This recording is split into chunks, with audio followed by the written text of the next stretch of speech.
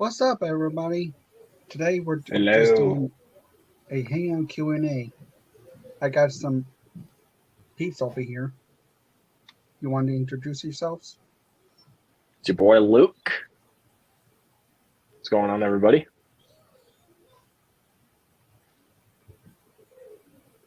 Dimension. What's going on, you guys? This is Dimension Scott. Yes, sir. Um, Like I said, just a Hangout Q&A. so If we got fire your questions, questions away, everybody. Let's see. There you go. So I'll put that one. So, and I just received this in the mail today. I got it a few days early. I got The Whale on I saw Blu-ray. that in Instagram post. Yeah, I did and I'm gonna watch this after we log off because since tomorrow night is the Oscars and Brendan Fraser also got nominated for Best Actor. So I'm going to watch this after we log off. I can give you my code. I'm not going to use it. Sure, I guess. So, What's up, Charles? Hey, Charles. Mr. Clayton. So, Well, I picked this up yesterday. Utopia. nice. I wanted to get some of those Disney 100 anniversary slipcovers, but I bought this I never because felt like I never owned it. I actually do own Zootopia. I have it, but it's outside my room, and I'm too lazy to get up right now and grab it since I'm too busy playing a race course at the moment. So I was thinking maybe doing Zootopia watch along sometime in the fall. count me in. I am not turning down for Zootopia. It's been a while since last time I watched it. I haven't watched it since I bought it on DVD, so I haven't seen that one in a very long time. The last time I watched it was back when Netflix had it. Before, obviously, they created Disney Plus. Yeah, somewhere between 2017. Yeah, I watched that movie before on Netflix, before Disney Plus was created. Yeah. And But that was back like when Netflix pretty much had everything. Yeah. But now it's like, when it comes to streaming services, you look at Netflix, like mostly they have, a lot of their original stuff, and then just kind of limited on some movies that you would want to watch. And Hulu has quite a bit, but I feel like HBO Max has pretty much everything at this point. HBO Max pretty much has everything. Like,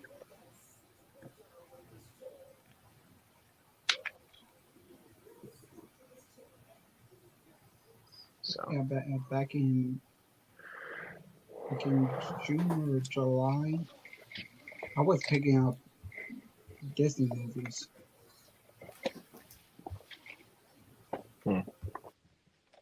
Like Master of Treasure, Meet the Robinsons, uh, Treasure Planet.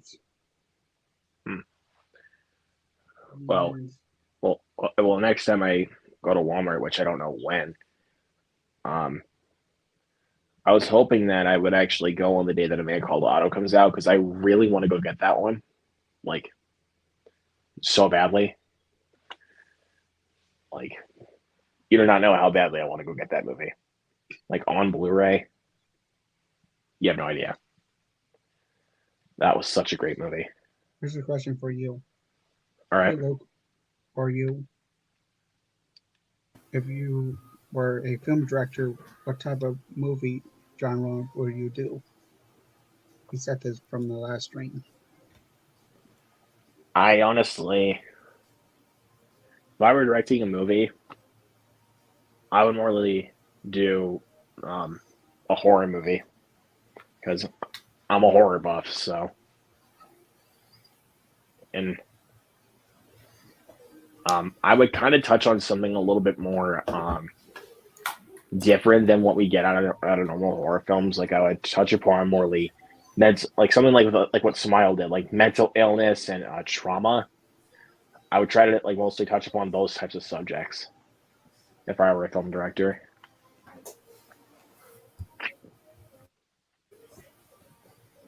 So I wouldn't really try to focus on like the gore and the brutality and everything. Like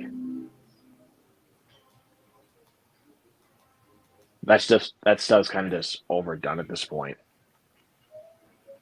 So you never know. And it says, have you seen Scream 6, Luke? Yeah, I saw it last night. And what's up, that means? I know. I still haven't either. Probably Yeah. not until next week. You're gonna. Yeah, I think you'd have a good time with it, man. It's really, really good. I'm a big Scream fan, so I'm sure it'll be good. A lot of people really do complain about the film's third act being very cartoonish. Like, it's the Scream logic, so I don't really see a problem with that. They keep advertising it's supposed to be different than your generic food. Isn't it just strange when people say they should go do something different, but when they do something different, they're not happy about it? Because everybody finds stuff to complain about these days. Yeah, exactly. They're just like, oh, yeah, we want something different, but when they do something different, it sucks. And I'm just like, shut up. You wanted something different. Exactly. Especially even when it comes to Star Wars. Thank you. Or even like Halloween. We wanted something different out of that franchise when we got Halloween Ends. Everybody was just bitching and complaining about it, just being like, oh, it sucks. And I'm like, shut up. You guys wanted something different. I think they want the viewership because we have YouTube and internet, social media these days. Yeah. You know, back when the originals came out, there was no internet, anything, so we couldn't say nothing that we want to rant about on internet, social media. But when the prequels were rolling around, that's when internet started to launch. Yeah, and that's when like true film discussion really started to be like all over the place. So, I mean, and I believe there are so many things you can say very flawful about the original trilogy, but Star Wars fans refuse to acknowledge them. Right. But as I said, like whenever people want something different out of a franchise, they just like to complain about it. I'm sick of that at this point. Yep. I'm sick of it. So am I. Because it's like, well, you guys wanted something different, so I don't understand why you're complaining. Like, what's another good franchise that kind of plays into that question? Maybe the Jurassic franchise? Oh, like, are you thinking like Dominion? Yep. Yes. That one was a lot more different than what we were expecting. And I got a kick out of it. I liked that it was a little bit more different than what we were supposed to get. But I still would have liked to have seen our original concept, which was obviously dinosaurs roaming the earth with humans. And there was something going to be different about Jurassic Park 4 before we got Jurassic World. What was the scariest episode of Hey Arnold? I didn't watch a lot of Hey Arnold. I don't really remember much about it, to be honest with you. I've seen some episodes. I haven't seen them all. Yeah. You can't. And Charles is speaking the truth, man. You can't make anybody happy. Right. It doesn't matter what they do. Because it's like, oh, like what's a good like the Scream movies, like with 5, like we were getting a new set of directors because obviously Wes Craven passed away, and they were like, oh, they're going to take the franchise in a much more different direction. They didn't do anything different, but then it's like, oh, yeah, then Scream 6 is coming out. They're actually taking an entirely new setting. They're doing something completely different, and then some people hate the movie. Get out of here. Get out of here. People just love bitching and complaining, so they can just Scream get the 6 was views and spawn a lot alright. of controversy around their opinion. Right. And it's gotten really annoying. And some people Yeah, do exactly. like it. Like, Some people like it. I mean, good for them. But I think at the same time, it gets too much out there. It gets annoying. yeah, exactly. That's why usually, whenever I get something different out of a franchise, I just try to appreciate how different it is, and not just being like the same old crap that we're used to. Like, because if it was just the same thing, like I would just be like, well, it's just the same thing. People would just be like, well, so what? So what if it's the same thing?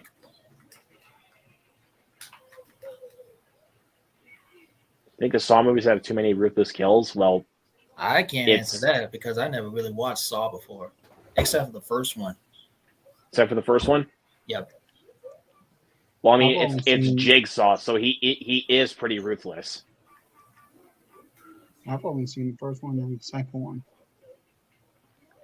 3, I actually really like 3. 4's not is not very good, but 5 is terrible. I think 6 is actually really good.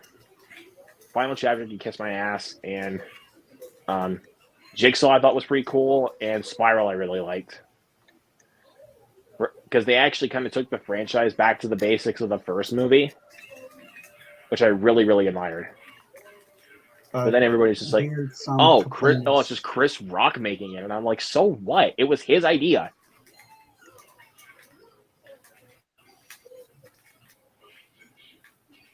And then I already know, like, once I post my review for Scream 6, people are just gonna be like, well, you're too much of a horror fan. And I'm like, so what? That's the genre I love the most. Because if you guys follow me on Letterboxd right now, Scream 6 is my favorite movie of the year so far. Mm-hmm. And then people are going to be like, well, you're too generous with movies like that. And I'm like, why? I actually had a good time with it. I'm being honest about my opinion. And I thought Scream 5 was an amazing comeback. That was one of my I favorite. love And I that was love actually one of my favorite movies of 2022. I wouldn't quite say it's like in my top 10 or 20, but it is great. I love 5. But 6, though, I think, honestly, like they took their concept of setting it in New York and actually did a lot more than I thought they would. Does it remind you of Friday the 13th, Jason Takes Manhattan? This is a lot better than Jason Takes Manhattan. And it's also a lot more creative. And they actually utilize the New York setting That's very it. well. It's 100 times better than Jason Takes My Head. Yeah, it is. Because they actually are in New York most of the time. They're not on a boat for most of the movie. That movie just sucks. I can just enjoy that one as a guilty pleasure, honestly, because some of the kills in Jason Takes Manhattan, I thought were really funny. Like, When I'm watching that film, my brain just started to hurt. I almost turned it off a few times. Like, I just cannot handle it. well, I hate the professor in that movie because he's just a dick. Like, Professor is in Jason Takes Manhattan. No bueno. Like, and like when he was finally killed, spoiler alert, I was like, thank you. Y'all missed. Nope. Nev Campbell. I'm fine. I'm fine without her not in this movie. They actually did a good job carrying on the franchise without her this time. Well, I mean, they still had Gale in there, but Well, and obviously, if you guys have seen Scream 5, Dewey's not in this. And my dad made a bet with me on that to see if Dewey was actually back in 6. He lost the bet. Actually, the original script for Scream 5, the ending, was actually Dewey still be alive. But nope. they decided to change it. So they took a little bit of a risk there. Yeah.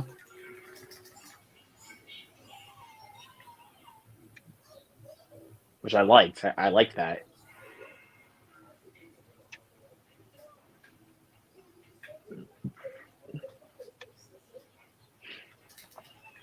Here's another thing. A few days ago, from a pawn shop. 2 guns. I want to get that movie, actually. Isn't that Baltasar Komakur, the guy that directed Beast?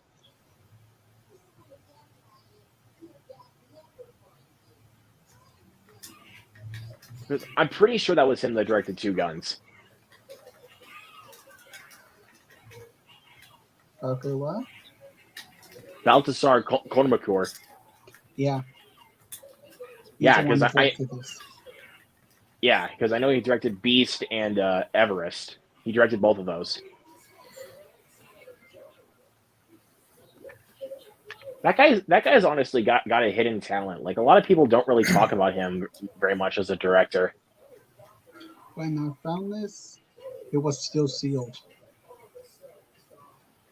Lucky. And guess Like, what? I saw that in your Instagram photo, and I was like, "You lucky son of a gun!"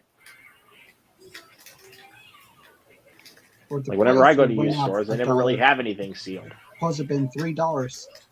For some reason, the young nice lady gave me. I gave her.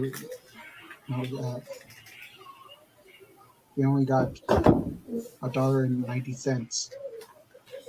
$1.90. Yeah.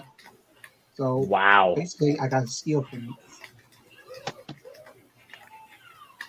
Lucky.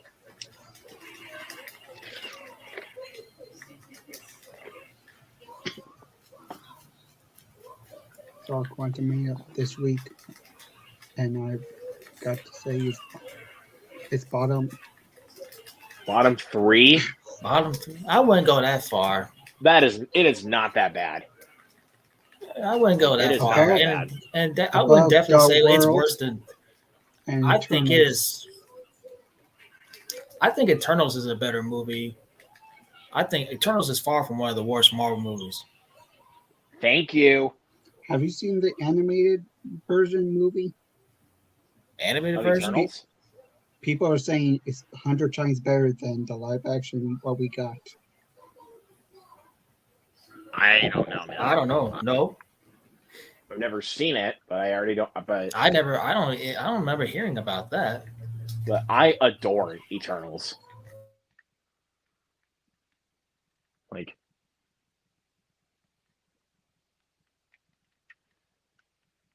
I know everybody's like, "Well, it's terrible," and I'm like, "Really?"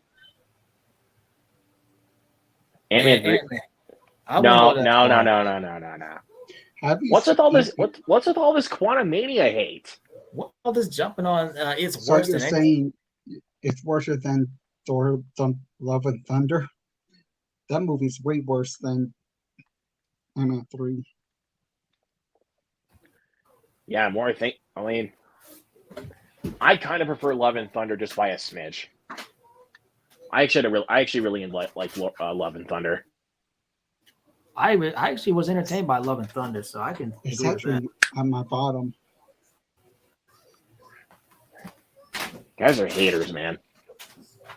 I'm being honest. I'm giving a shit, dude. Calm down. I know you're being honest. It's just the comedy is just way too much. That's Taika Waititi for you.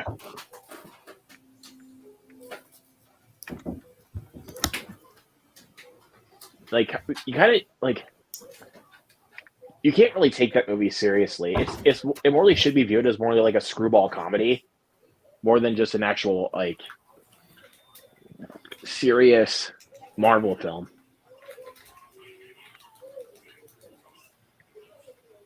Because that's what it kind of is when you have Taika Waititi at the helm.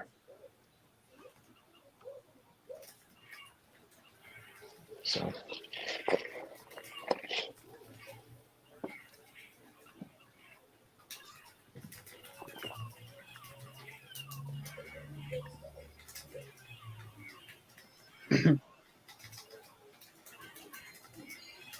The story is flying most of the MCU stuff recently.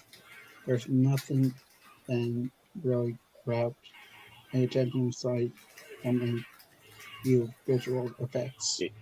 Y'all are haters. So y'all The are only haters, problem man. that I had from Quantumania is MODOK. You don't like MODOK? I didn't really like Yo, MODOK. I love MODOK. Like, I'm not kidding, bro. I love MODOK. When I'm watching him, it doesn't feel like he's a threat.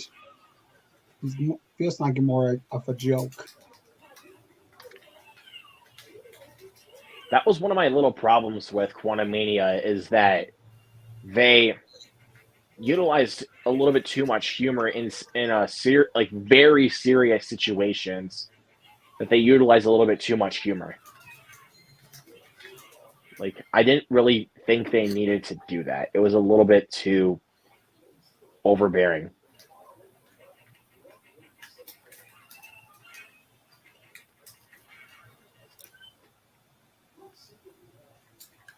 Those complaints remind me of Batman Returns was so dark they had to make the next Batman movie more appealed towards kids and Happy Meal toys.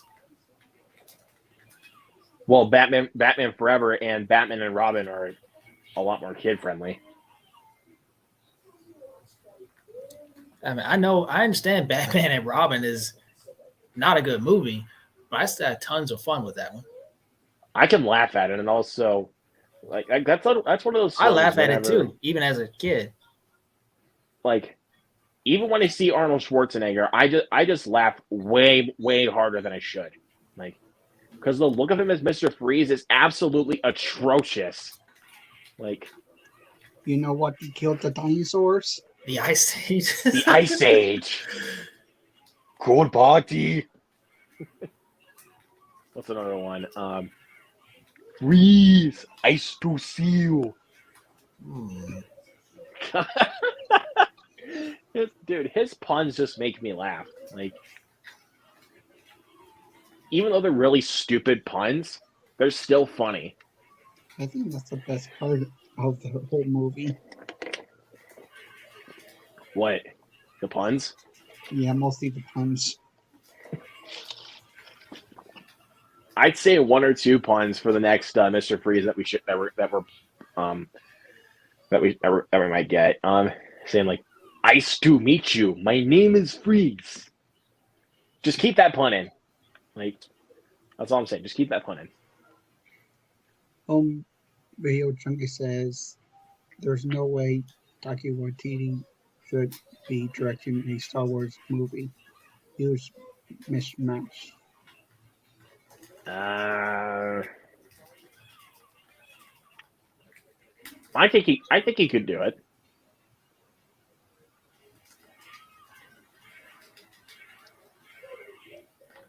For me, I don't know. We'll have to see what happens. I just hope it doesn't come in like a huge behind the scenes clash like it was with Solo. Because Solo almost went completely downhill if Phil Lord and Christopher Miller stayed in. It almost went bankrupt. But thankfully, Ron Howard came in and fixed it.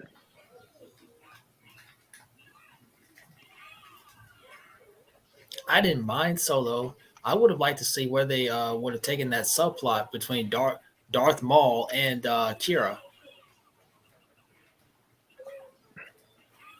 I don't know. We'll see. Maybe they might do that in the future, but I don't know.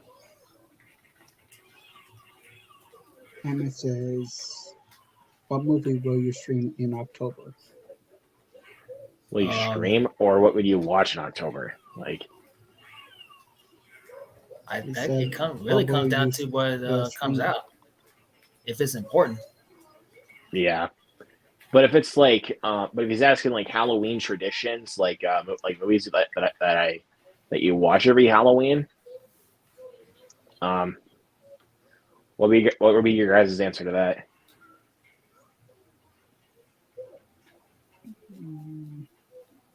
Still undecided. The Black Phone for me is easily going to be one of my Halloween traditions. Is that even a question? We'll be watching that movie every single Halloween. It's another one. Family. What? Addams Family. Addams Family? The 90s It's a version, good one. not the cartoon version.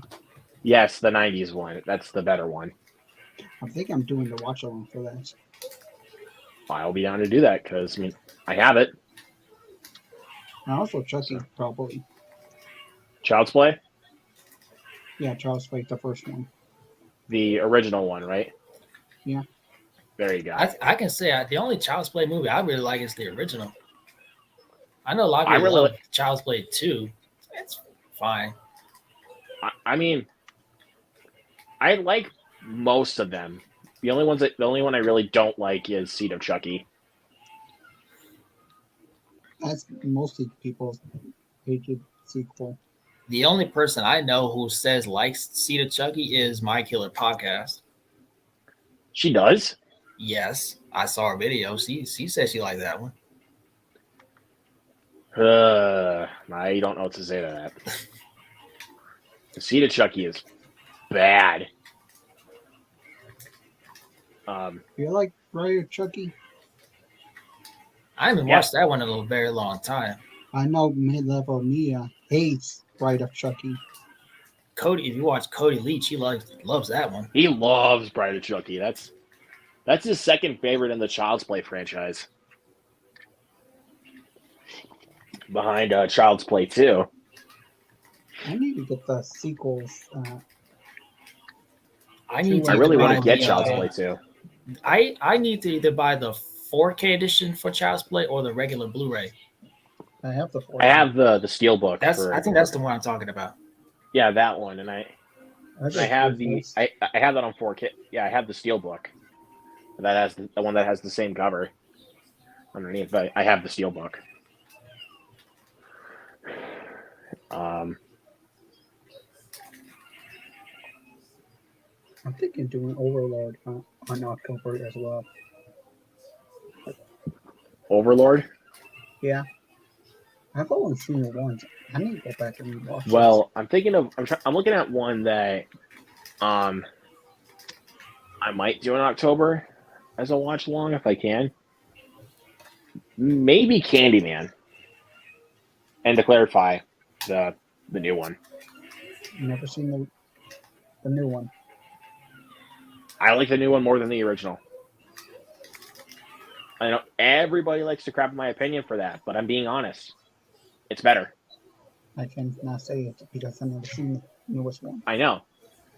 But I wasn't like targeting at you for that, Village Jared. I was saying pretty much like a lot of other people that adore the original Candyman. It's just like, oh, you need to slap yourself if you think the new one's better. And I'm like, so what?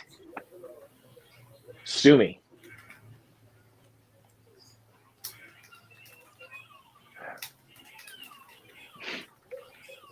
I really don't understand that. Like, things of the way Modoc looks. A little for live action. I think that's the one thing about MODOK, the way they made him look, made viewers unhappy. Well, and I was like, that's kind of the point. MODOK is supposed to look silly. What did you expect out of MODOK? And everybody's just thinking like, oh, I'm gonna get nightmares now because it literally looks like George Lopez from Shark Boy and Lava Girl. Yeah, I'm I like, saw a lot of comparisons to that. and I'm like, dude, it's MODOK. He's supposed to look silly. A face in a chair. There you go.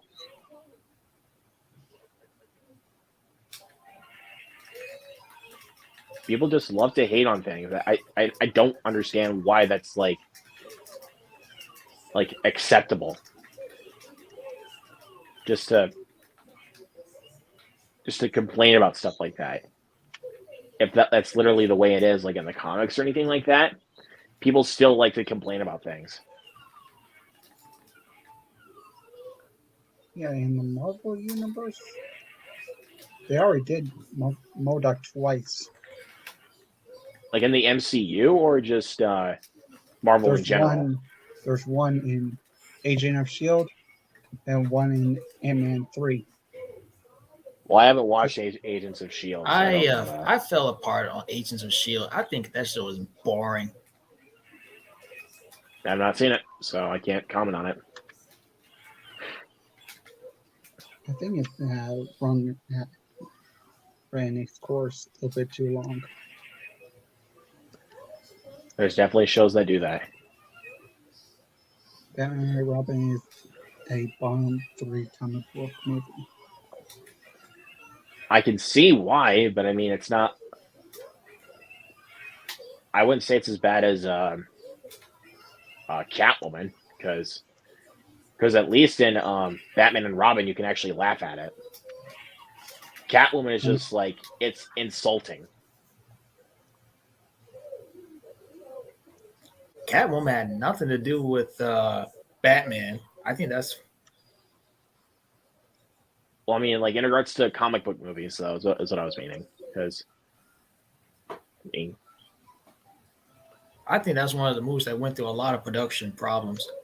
It was supposed to be probably the Catwoman we know spinoff movie to Batman Returns. And they couldn't fix the problems the film already had.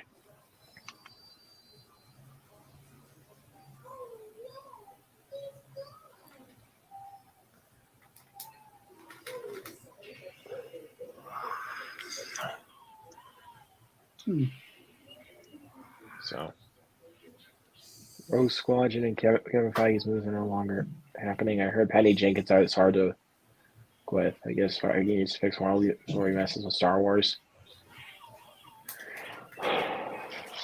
I really don't have a comment on that. I don't.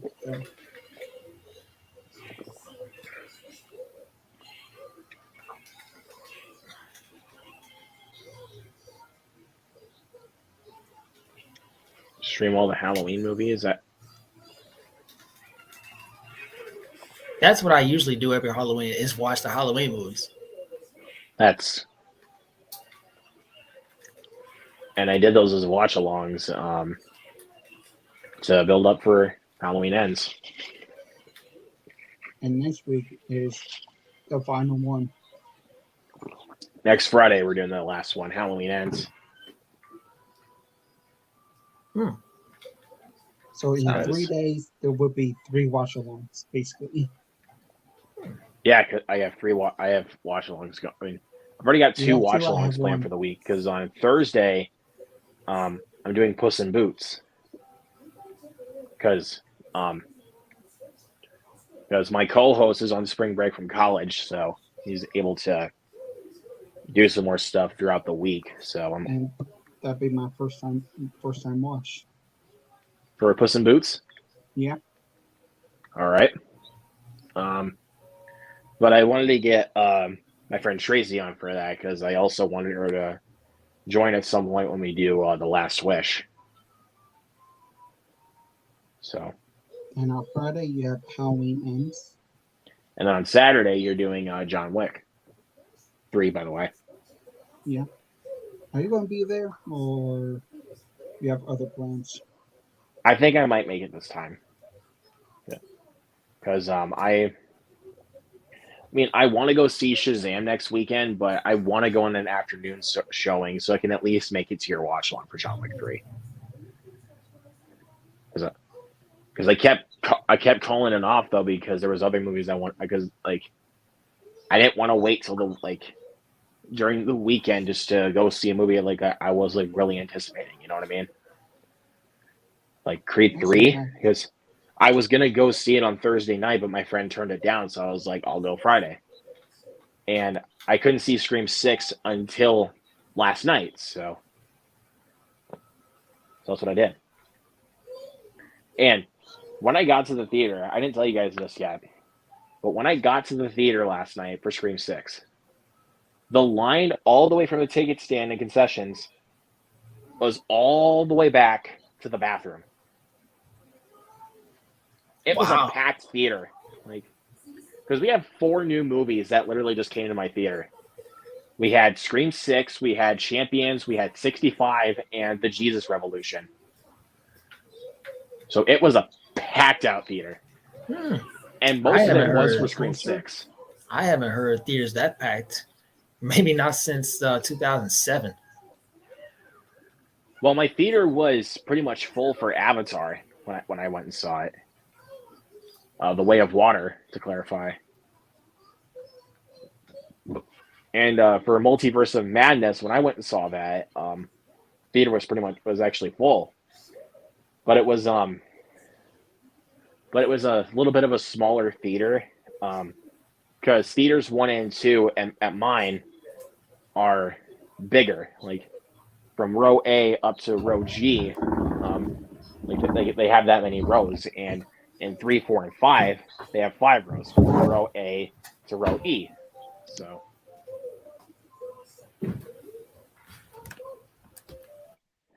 Child's Play 1 through 3 are the only ones that I like. Well, I need to rewatch Cult of Chucky because I remember liking Cult of Chucky.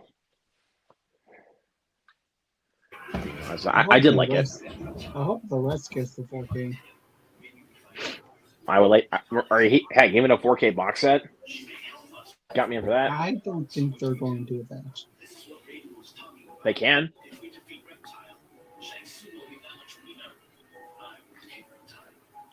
But a 4K set, I would like to.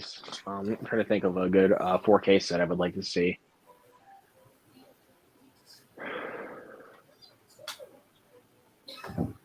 I kind of want to see a. I kind of want to see a 4K box set for the Scream movies when 6 comes out, the physical. I mean, that'd be kind of cool. I think I would get them separately. Well, I mean, I have all of them separately at the moment, but except for 3, except for the third one because I have it in the 3-pack. So I still need to get 3 and 4. I only have the 5th one, so I gotta get on that. hold on, got them all. Can you tell I love this franchise? Oh yeah. I'm a massive fan of the Scream franchise. Except for 3. I'm not a fan of 3. Let's see. What movie do you think will win Best Picture? Which one do you want to win? I'm thinking Everything Everywhere is going to win because on the awards leaderboard, that movie is taking over. Like, it is winning a lot of the awards. But one I would like to win, my main pick is Top Gun Maverick. That's my pick to win Best Picture. My thing to win, Everything Everywhere at Once. Why I want to win, Everything Everywhere all at once. Well, actually, I'm gonna have a 3-way tie for what I want to pick, what I want to win. But my main pick is Top Gun.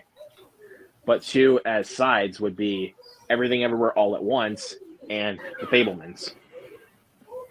Those are also my 2 little backups in case, like, if Top Gun does not win.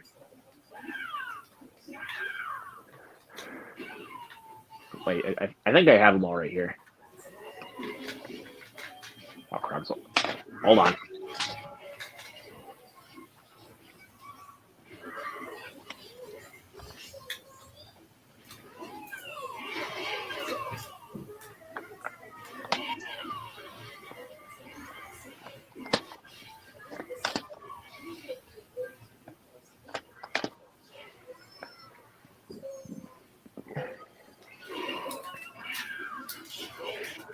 Hold on, just in and out a little bit here. The only movie Lots of- that I have of Best Picture list is for this. I know. I know you love that movie. I mean, I do too, but I mean, it's not like it doesn't quite match like my level of love as it does with Top Gun. Oh, here it is. Gotta make sure what I have. I have 6 of the Best Picture nominees physically. I have The Fabelmans, The Banshees of Inisherin, Tar,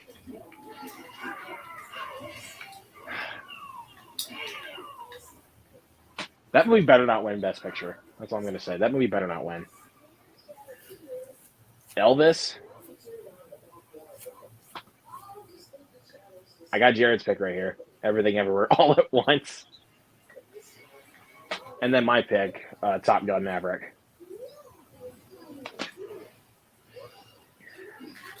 I know I talk so much about Top Gun, but I really don't care.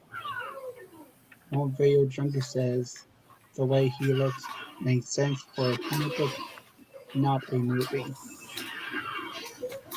What you saying? The comic book look doesn't translate to Like movie. the comic book look of MODOK doesn't that's what he's saying. It doesn't translate well to the big screen, and I would disagree. He's supposed to look silly, so I mean, I'm not going to complain about it.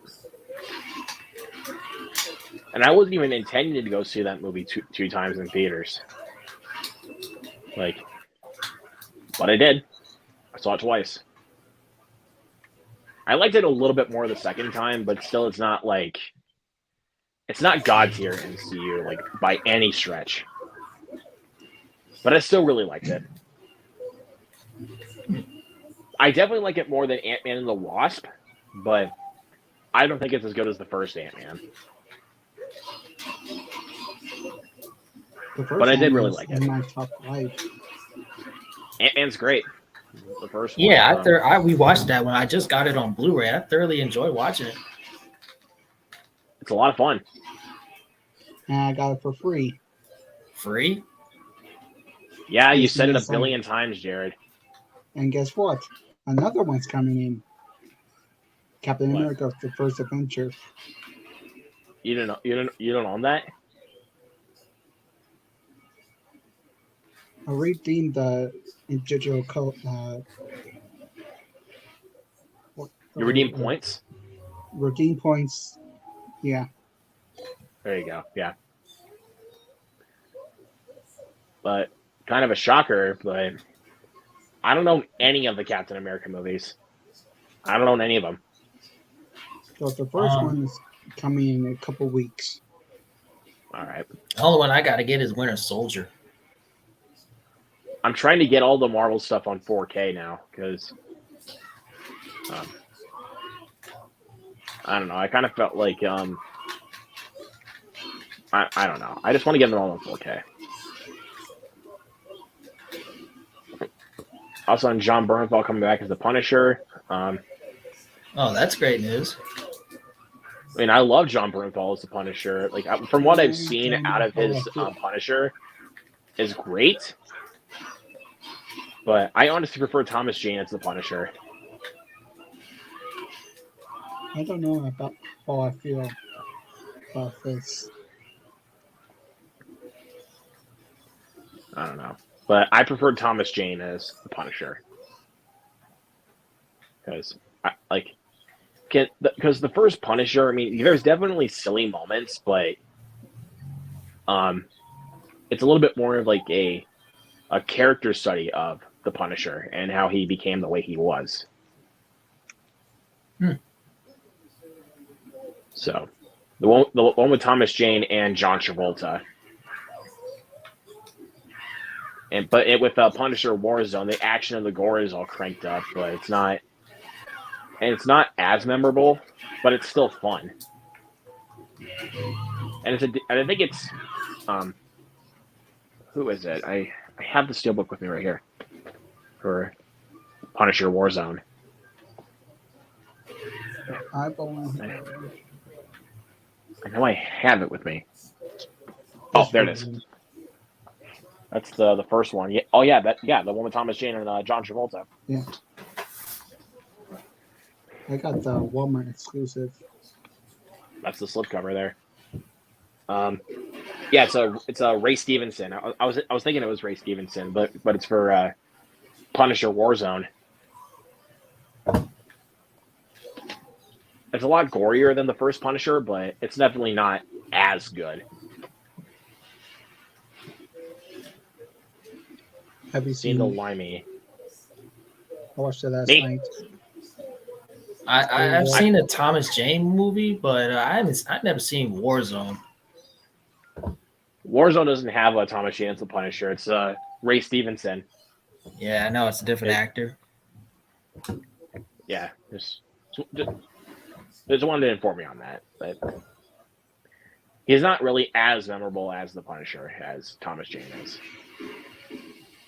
Thomas Jane's a lot more memorable as the I Punisher. still haven't seen though. I mean, it was about you, but then got around to it. I've seen it. That was the first movie I tackled in my 100 movies list this year. Anna says, "Are you going to watch?" I mean, Hellraiser are you 2. going to stream Hellraiser 2 in October? I think I might do it because we did the first one last year. So I want to do the second one. Wait, I have the... Yeah, there it is. I have the 2-pack right here. That's got the first two.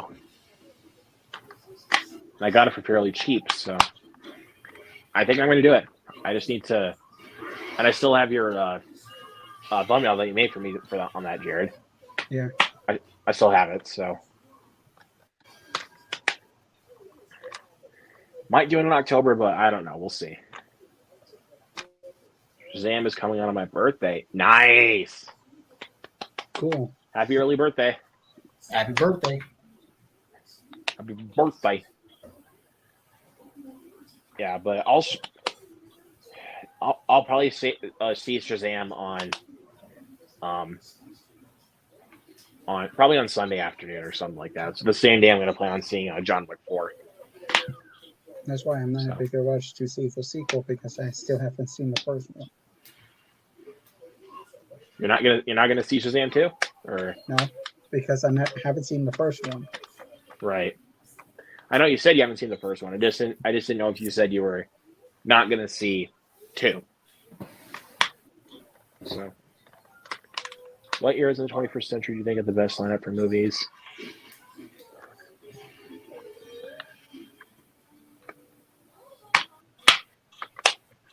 '19 was a great lineup of movies. I'm stuck between 2014 and 2019. Yeah, 2014 was great, but 2017 was also a really good year for movies. Not gonna lie, 2017 was a really good year. We got Logan. War for the Planet of the Apes. We had Logan is one of my favorite movies to put on and watch. Logan. John Wick 2. Logan is a fantastic Everybody had John Wick 2 in 2017. That's the John Wick movie that a lot of people love to hate now is the second one. Thor Ragnarok. My favorite Marvel movie, by the way. Coco. My favorite of the bunch. We had Coco. We had. I could not get into Coco. Maybe it wasn't for me. Coco is actually my personal favorite Pixar movie.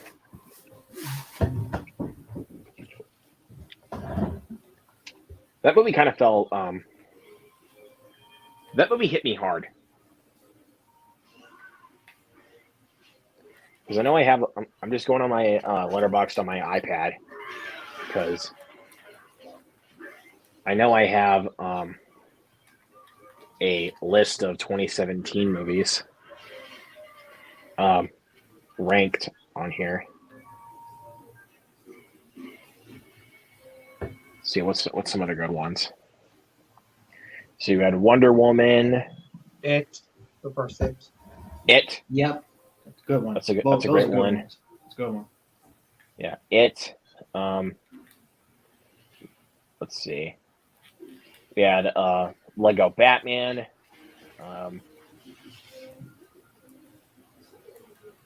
The Disaster Artist.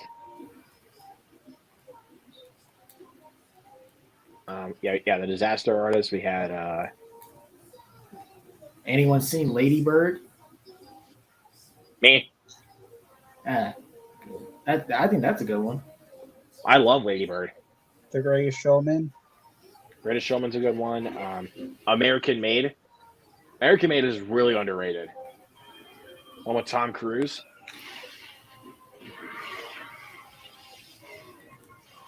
Florida Project. The Florida Project was really good. Detroit. Call Skull Island. Which one? Kong Skull Island. Kong Skull Island? Skull Island. Yeah, Kong Skull Island. Spider-Man: Homecoming. Let's see, Alien. I love Alien Covenant. To be honest with you, I love Alien Covenant. Yeah, I'm one of those people who love The Last Jedi. Me too. 3 Billboards Outside Ebbing, Missouri was great. Wonder was also really good. Logan Lucky. Oh, here's another underrated movie from 2017, The Foreigner with Jackie Chan. John Wick Chapter 2. Where it's he loses his daughter in a bombing, and he goes to Pierce Brosnan, who used to work for this group, and he wants them to get the names of the bombers. So it's basically kind of a revenge flick, and like he wants to get the names of the bombers so that way he can hunt them down. He has the ability to do so. And there's John Wick Chapter 2. Yep, John Wick 2. Stronger with Jake Gyllenhaal.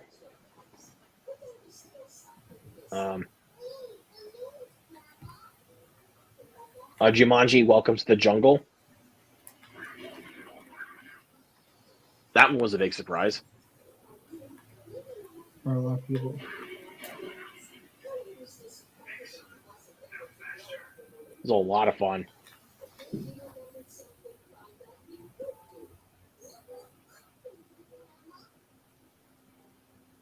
Who do you think was the best Jigsaw? Dominic Best or Ben Barnes. basically? The best Jigsaw is what's his face?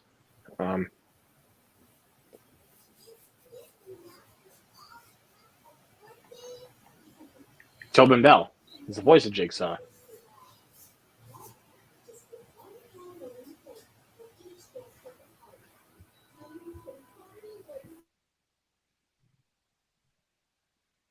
Home Video Junkie says, I want Everything Everywhere to win. If not, then the Fablemans or Banshees.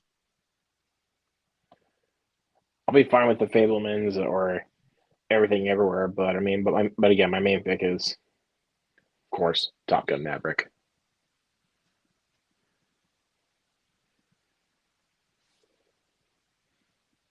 I completely disagree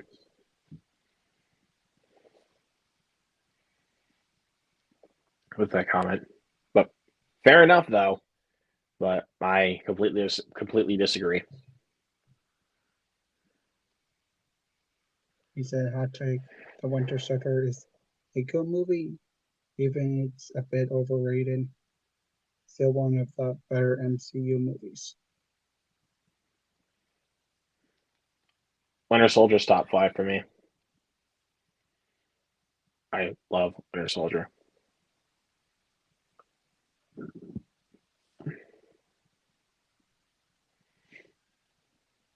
Director's cut of the Punisher 2004 is only on DVD. I didn't even know there was a director's cut. I did not know that either.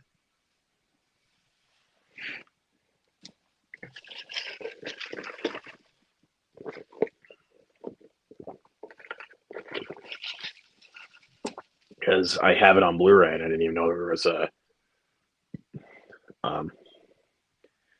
director's cut for that.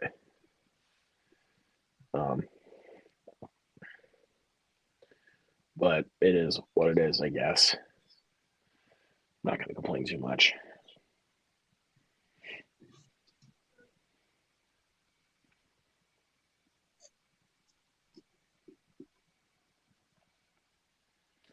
So.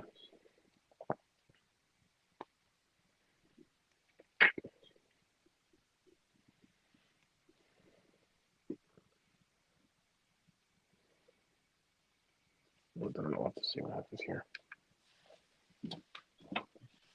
Have you guys got any other questions? Let's see.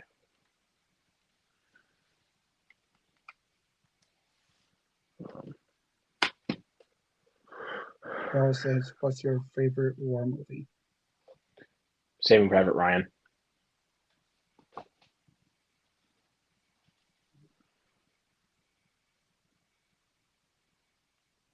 There's so many choices to pick.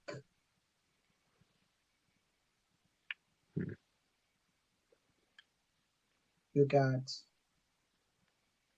all Ryan in Western France, Dunkirk, Yep. Saving Private Ryan, and Hacksaw Ridge. Yeah, Hacksaw Ridge for sure. I mean,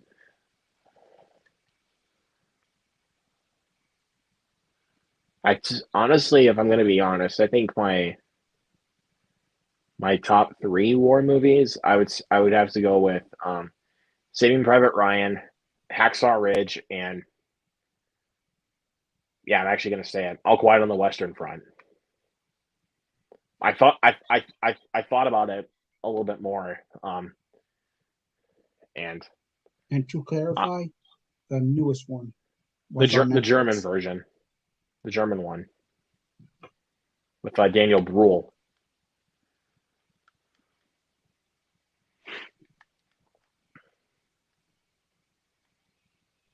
I had to think about that one a little bit, but I love All Quiet on the Western Front.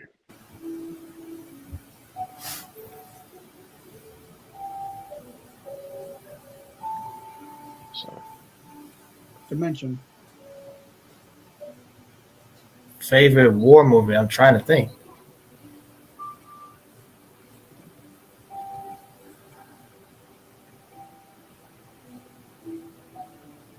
Favorite war movie?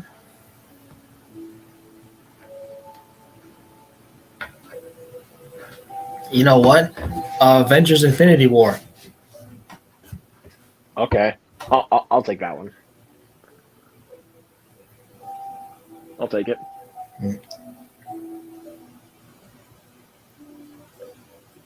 Not going to say anything else about it. I'm just going to say I will take it.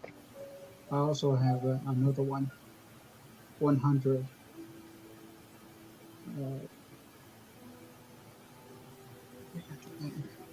Fully. All right. See, another good one I would say is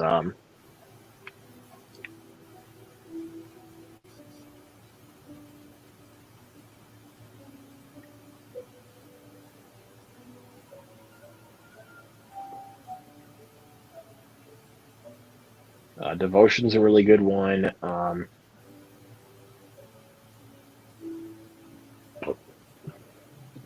Wind Talkers is really good. The one with Nicolas Cage. It's a good one. The 800. The 800. Okay. No, I've never seen it. Right now he's on Peacock. I'll have to give that one a watch. It is very good. I think I'll like it, but It's almost the same level as Overclocking Expressive Front. I'll have to. Yeah, again, I'll have to look into it. But again, after we log off, I'm going to be watching The Whale. So I'll probably watch the 800. I'm thinking about it, but maybe this week I'll watch it.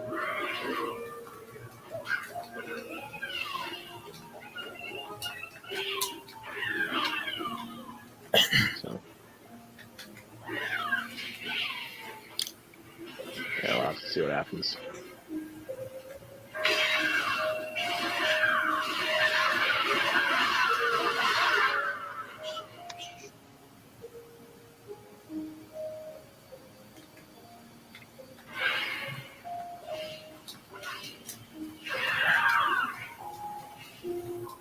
Yeah, we'll see what happens.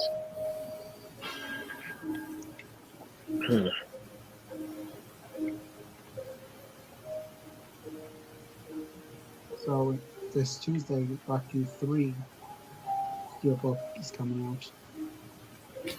Nice.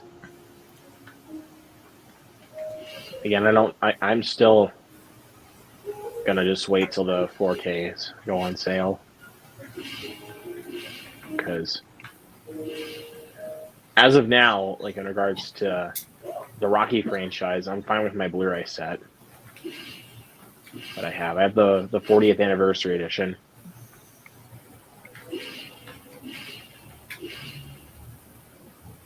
I do want to get the Steelbook set, but right now it's a little bit too expensive out of my pocket. Yeah, I just might have to get those on sale. I'll probably buy that reprinted steelbook of the first Scream movie. And if they do the same thing for Scream 2, I'll get that one. Yeah. And First Scream Steelbook, when it came out, there was no Blu-ray. Yeah, that's why I never bought it. Because that's my only That's rule why is to don't buy 4K with no Blu-ray. And their re-release now includes a Blu-ray. Well, in Scream 2, the Steelbook, when it came out, it did have a Blu-ray, didn't it? Yeah. I figured as much. Because I have it on 4K. I just have the slipcover, and it is the and does have the Blu-ray with it. I think they should reprint the first one again on 4K because that one don't even have a Blu-ray. Yeah, it doesn't even have a Blu-ray with it. I don't think they're going to re-release that. I think the Steelbook would, but I don't think the original case would. I don't know. Remember when it came out, it had a Blu-ray case? What, Training Day? No, the first Scream. On 4K it did? Yeah, when it came out, some did have the 4K case, but some others, no, just had the Blu-ray clear case. That was the same thing that happened with Training Day When I on was watching 4K. that, people already forgot that Scream also did the same thing. Yep.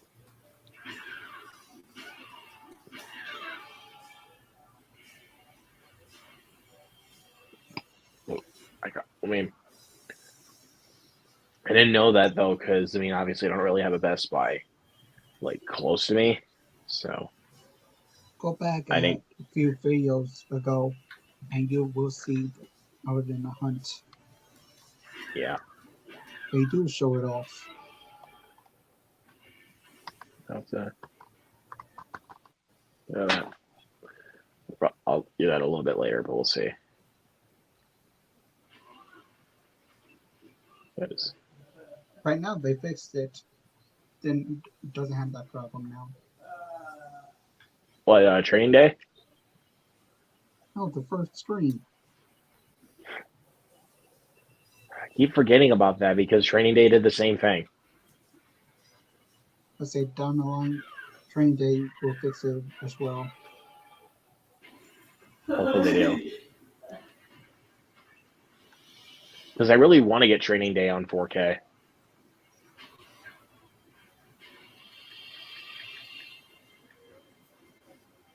Even though I have it, even though I already have it digitally on 4K, I won that code from Zach Milne. I actually won that digital code. I want to see it again, but not at the moment. And we already got our cover work for the 4K and Blu-ray for Scream 6. Yeah, It's the same. It's the theatrical poster. It really is. They did the same. They did the same thing with 5. Sure did. So I'm not like other artworks. Well, and they did that with what's another one they did that with? I have it in front of me. They did that with crap, where is it?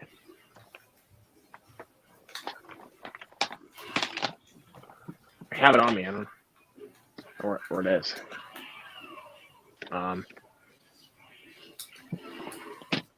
Oh, here it is. Smile. This was the film's theatrical poster. Yep.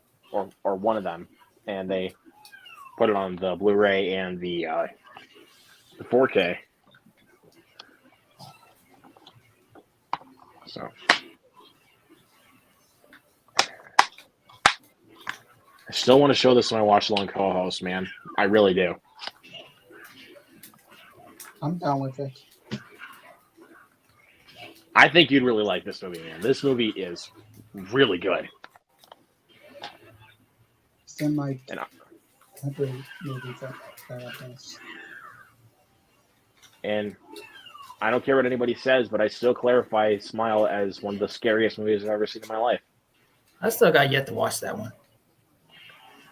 I mean, how scared would you be, like, if you actually saw someone, like, creepily smiling at you? That would be a little terrible. That would be a little scary. I did that a few times in your stream. Yeah, and I got scared because that messes with me. So, but when we watch this movie, you're definitely going to see me more. I think you're probably going to see me more scared than any other horror watch along that we've ever done. But we'll see. Probably not since Terrifier 2, because that movie was freaky. That movie was messed up.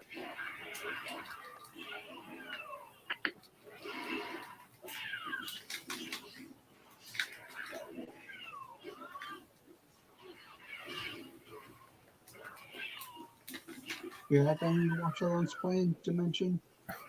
Not right now. My watch-alongs are usually if somebody asks me if they want to do a watch-along with me. If you need somebody, I'm available. Good. Yeah. Can try to be available, but it's just again, depends on what's going on with my life and everything. So, but I could try to make something work out with that. So, You see my story, I get a lot of thumbnails of the watch-alongs. yeah, and I saw and I've taken screenshots of some of them because I feel like I would need them for the future.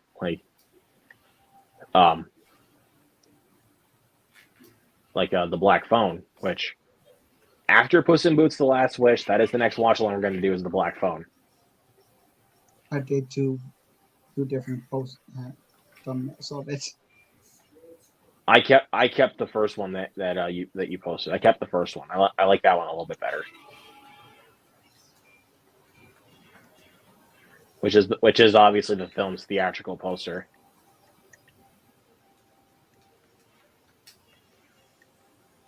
But I mean, I did like the other one that you also sent me for that there, no, Jared. I really like that other one. Like, it's just the theatrical poster kind of gets under my skin a little bit more.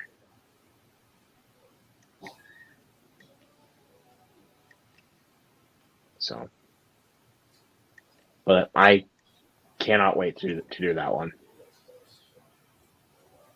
I saw the black phone at Walmart, $14, the Blu-ray. You should have picked it up, man. It's a good price. The problem is pick and choose. Oh. I kind of like this more. Well, I know you do, but it's just And you also know, I was kind of on play a budget. Right. I know, but I mean, you got to be able to get Puss in Boots: The Last Wish and the Black Phone before you do our watch along for it.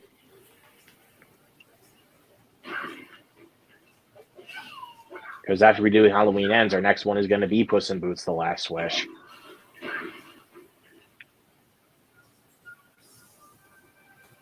But again, I have to talk to my co-host and see what day works best for him.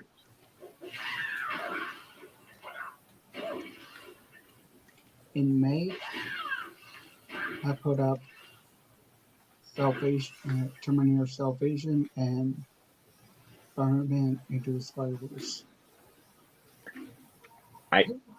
Again, depending on what's going on, you can count me in for both. I just don't want to bow out like that again. Right now, most of it is on a Saturday. Okay. I think that might be better because Friday, because a lot of the times I'll probably go to movies on either Friday or Thursday at least, so I can get my reviews out. On time. But also, I think after we log off tonight, I'm gonna do. I got to get my review done for Scream 6. And to clarify, for anybody that has not seen it, it will be spoiler free. There will not be any spoilers in that video because whenever Go ahead. Smile equals The Ring plus It Follows. Yes, it does. But hot take, I think Smile's a little bit more scarier than both those films. And I would also argue that it's better than both. I have seen It Follows and The Ring.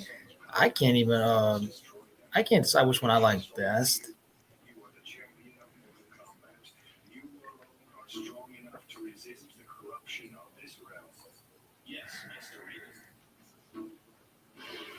Since I watched The Ring, the remake. I'm pretty sure that was the one I was pretty sure he was referring to, was the American remake of The Ring. I think so too. From Gore Verbinski.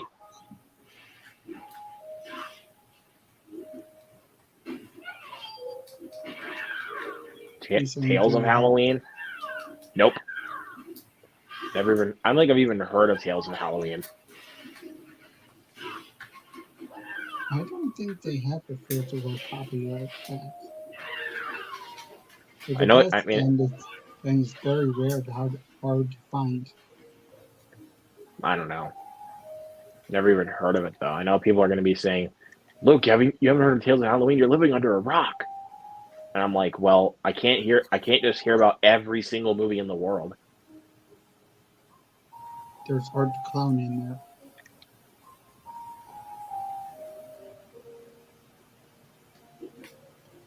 Wait, that's All Hallows Eve. That's the one Oh, with the really? series of shorts. Is All Hallows Eve. That does have Art the Clown. So, like, I haven't seen that, but I've seen the Terrifier movies, and it's a different Art the Clown. Like, I mean, it's the same character, but portrayed by a different actor. Because David Howard Thornton portrays Art the Clown in the Terrifier movies, and it's somebody different that I don't know whose name it is in All Hallows Eve.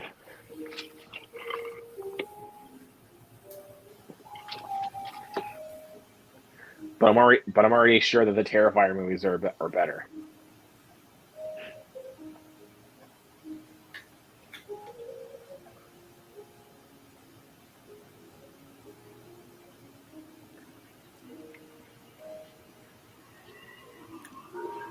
But kind of crazy to think that ever since the beginning of this year, I've been obsessed with Art the Clown. Trust your instincts, Cobra. Trust what you know. And I think you know who you can blame for that. You know who. I know what you're talking about. Because he got me into it.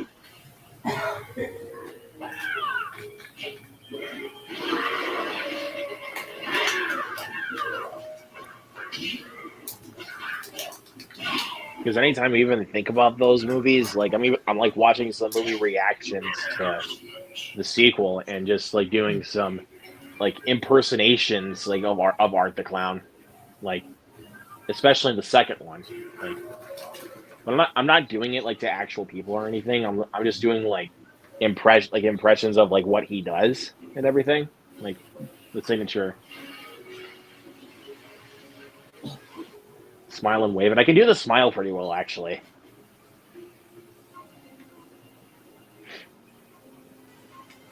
Picked up Ed Wood for $3.99 and Moonlight for $6.99.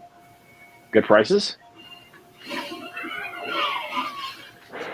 know I showed this off already, but I'm going to show it again. But I did. Well, I pre-ordered this, and I got it in a few days early because it's supposed to come out on Tuesday, March 14th, is The Whale. And yes, I have not seen this movie. I've seen clips of it, though. I've seen clips, and I've never seen the movie start to finish. So, but Jared, after we do log off, I will give you the code for The Whale.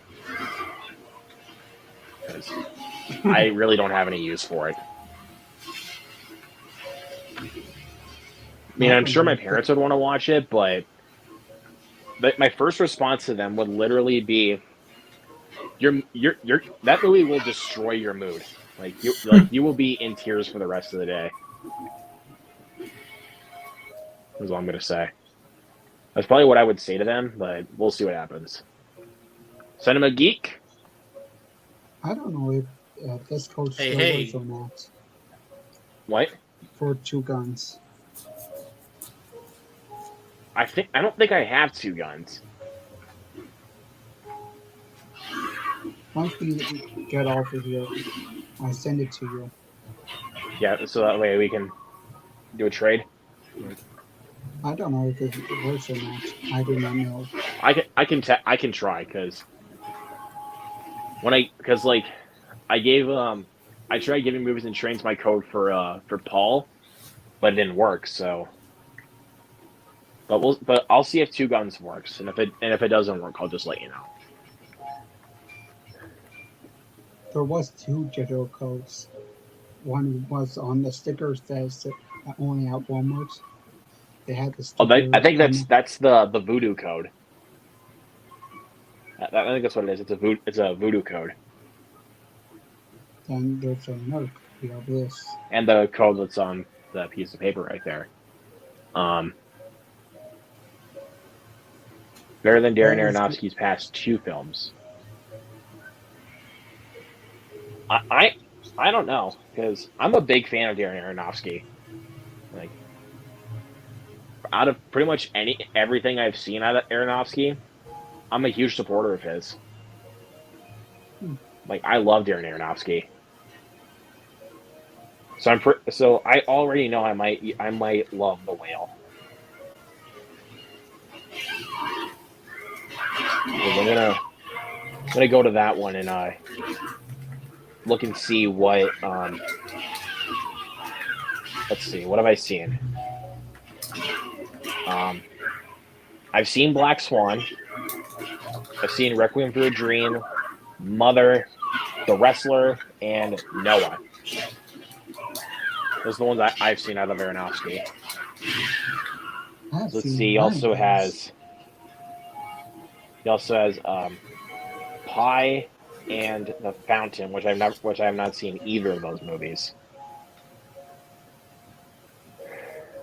So let's see. He has 8 movies to his credit. 8 movies that he has directed,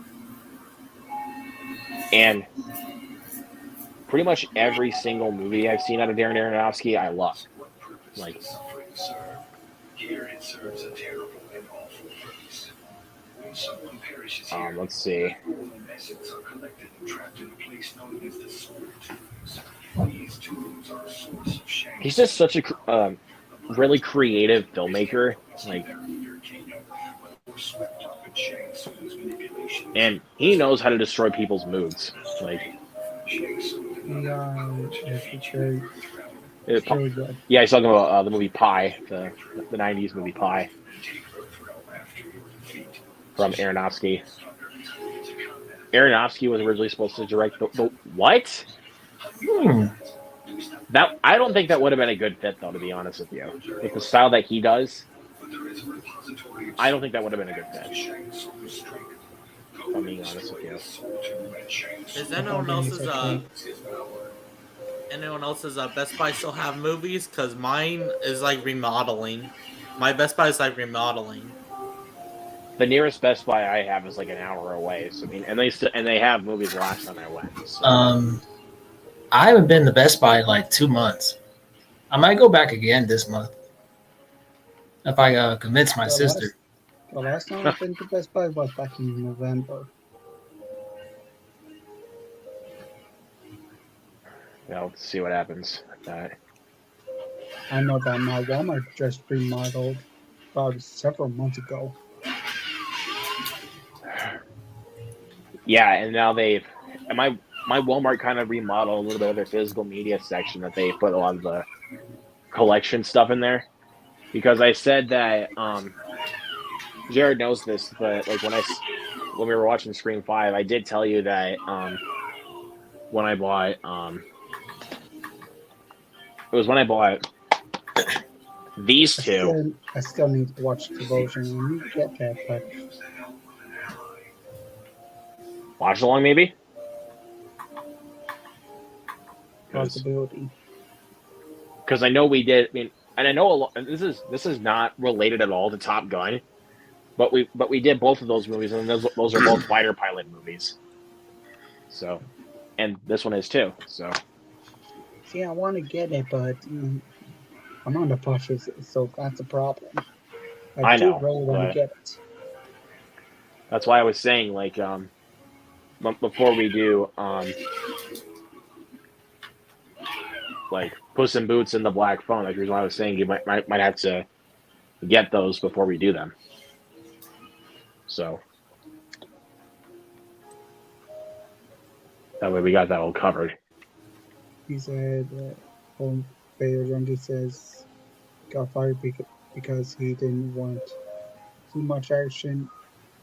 He wanted it to be a character film. That I still don't think that honestly would have fit, in my opinion. It's again for the style of the types of movies that Aronofsky makes. I really don't think that really would have fit for a Wolverine movie. So that's just me.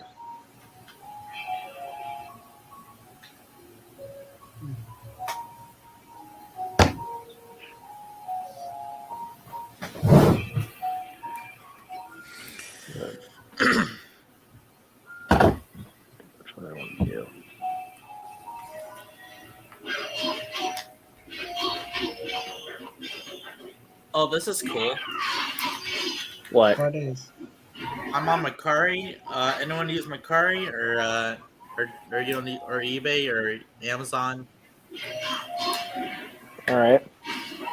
Imagine, can you turn that down a little bit? Well, I found this 1 to 13 DVD, 64 disc, the complete series set, brand new factory sealed. I'm gonna just show it. So, whoa. It's a big set. Yeah. Hmm. And it says and the condition says it's still new, and the category says it's like electronics, media, and DVD. Huh. Hmm. I could just find Okay. that easily in somewhere else, in stores. Who on here has watched Smallville? Not me. I haven't, me. but I'm planning on checking it out.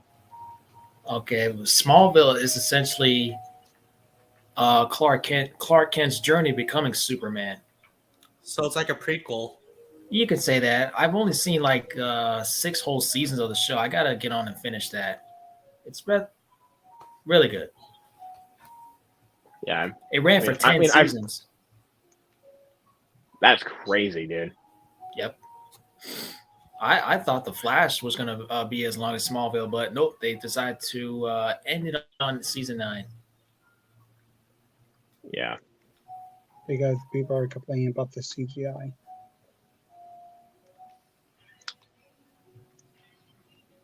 The show debuted in 2001. I remember a lot of posters were on the buses at the time.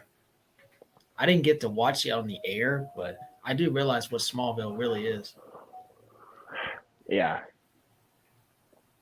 Home Video Junkie says we need more comic book films that don't.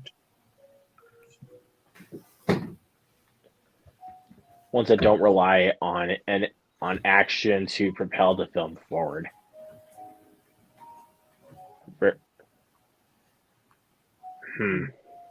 I have no idea. I mean, Joker was great, and that was more like a character study, but I don't know. I kind of just whatever. I really don't know what to say because it's just what they feel like doing. He said that's the bootleg. What? Are you cussing with me? Jesus.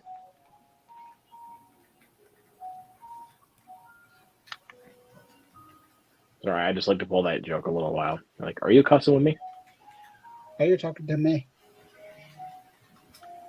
I No, hope it's you're not the talking to me. no, it's a fantastic Mr. Fox joke where between George Clooney and Bill Murray. He's like, I "Are still you cussing with me? need to see that. You're missing out, man. It's awesome."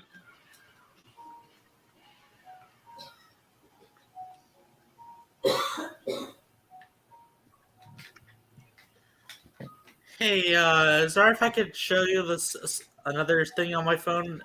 It's a action figure, 3.75-inch action figure. All right. Okay.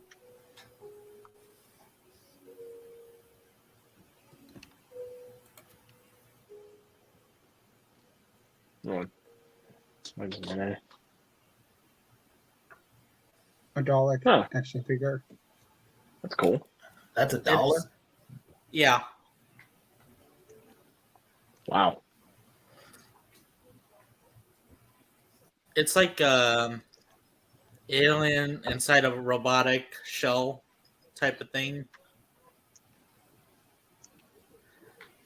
Hmm. And it's, Never seen something like that before. I've seen plushies of Daleks months Huh. before.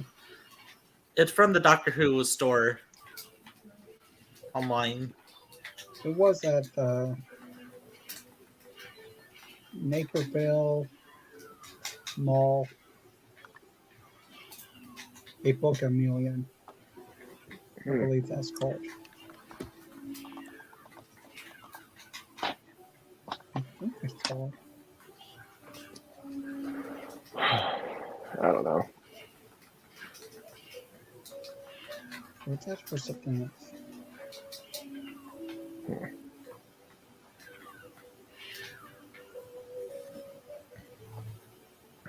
Let's see what happens.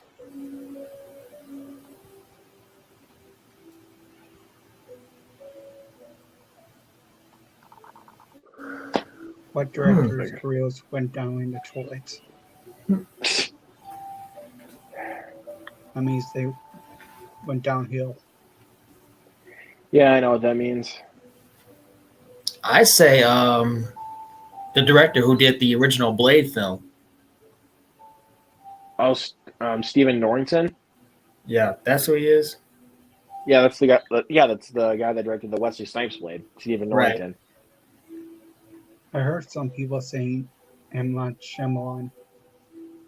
I would disagree. He's been making Yeah, a I would comeback disagree after too, that. only because he's still making movies.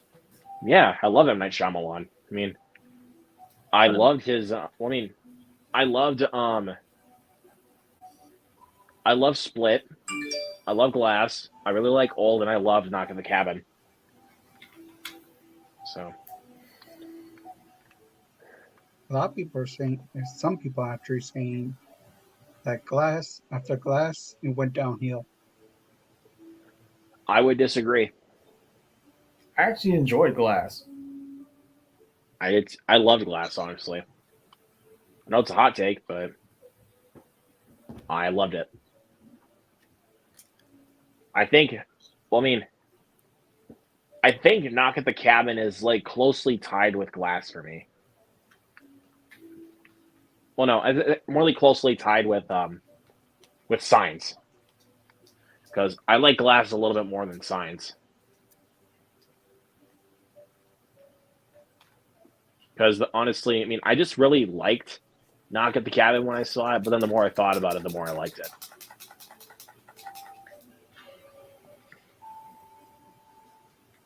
Split is really good. Knock at the Cabin was okay. Split I think that was such a good thriller. Split is awesome. Like, that is my second favorite Shyamalan film, only behind Unbreakable. I'm still even not the hugest fan of Unbreakable, but I like Split and Glass. Yes, Shyamalan is hit or miss, but I mean, I feel like there's a lot more good films in his filmography than bad. If I'm being honest,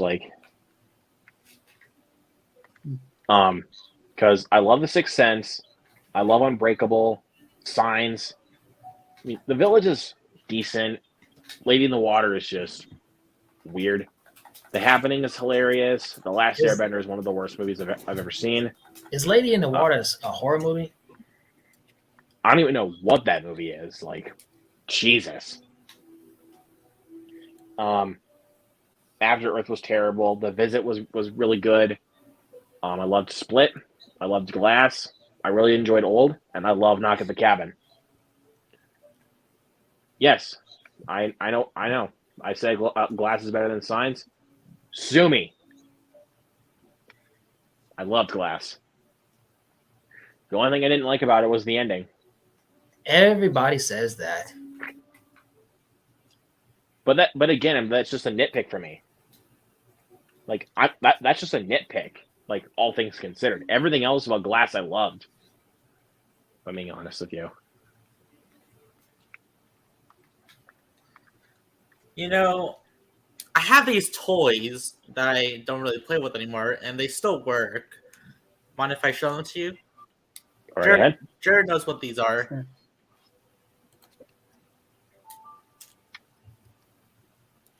Sonic screwdriver. Screwdrivers. Nice. This is the 12 Doctors. This is the 11th. And this right here is another character. This is not the Doctors, but this is another character, Sonic Screwdriver. Cool. Um, it was so bad that Hollywood Pictures told him to stop, told him to shop the Lady in the Water was by Warner Brothers.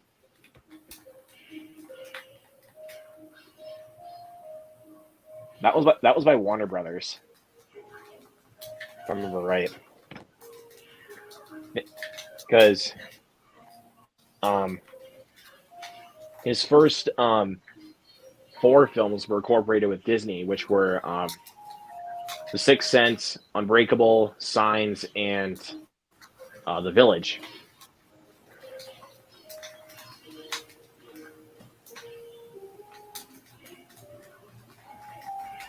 I'm going to go and knock at the cabin here really quick, because I know his previous 5 movies were all by Universal. Somebody says Well, being bad at nit.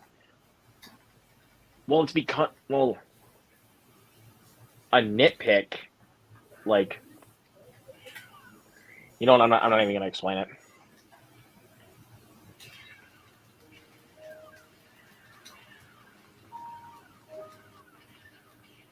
Where is Lady in the Water? He says yes, he had to deal with Disney and they disliked the movie so much they sold it to Warner Brothers.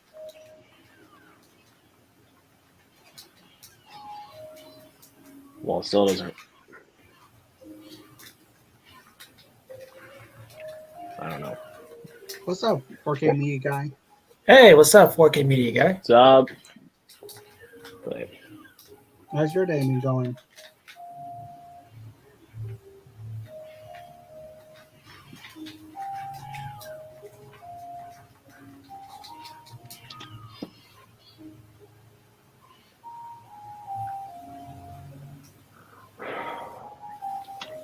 Time. I have to get a new shelf. I mean, He says, how's everyone? We're all doing great. doing pretty good, man. Get tired. I'm trying to think about what I'm going to watch before I go to sleep tonight.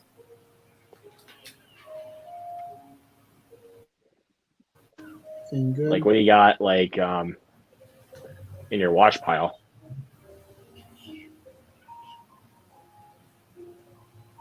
Who, Because me? no, I'm talking to Dimension. Oh, what'd you say? You got something in your watch pile in your collection, or I do. Maybe I'll go get him. okay? Because But he's about to watch Texas Chainsaw Massacre on 4K? I might still get that on 4K, but we'll see. I keep I'm hearing thinking about this that. on Best Buy online. It's $31 for the just plain case. Where you go to When you go in stores, it's a lot in cheaper. stores. Like I don't Yeah. know what the deal is with that. I have The Shining, which I'm going to get this on 4K one day. All right. I have the Spider-Man trilogy. Hmm. I have the Superman triple feature. Oh, that's the one that has the Donner cut. Yep. for I have Superman 2. Deadpool 2 because I'm actually a bit excited about Deadpool 3. All right. And I have Dark Phoenix because I'm trying to rewatch all the X-Men movies for Deadpool 3. That is a really bad. The New That's Mutants, a bad one. Yeah, it was all right. Spider-Verse. Because I cannot wait for Across the Spider-Verse this year. Across And the the Spider-Verse Amazing was Spider-Man awesome. 2. Are you down for a watch along for Spider-Verse? Spiders? Absolutely. Yeah, I think I can do that one too.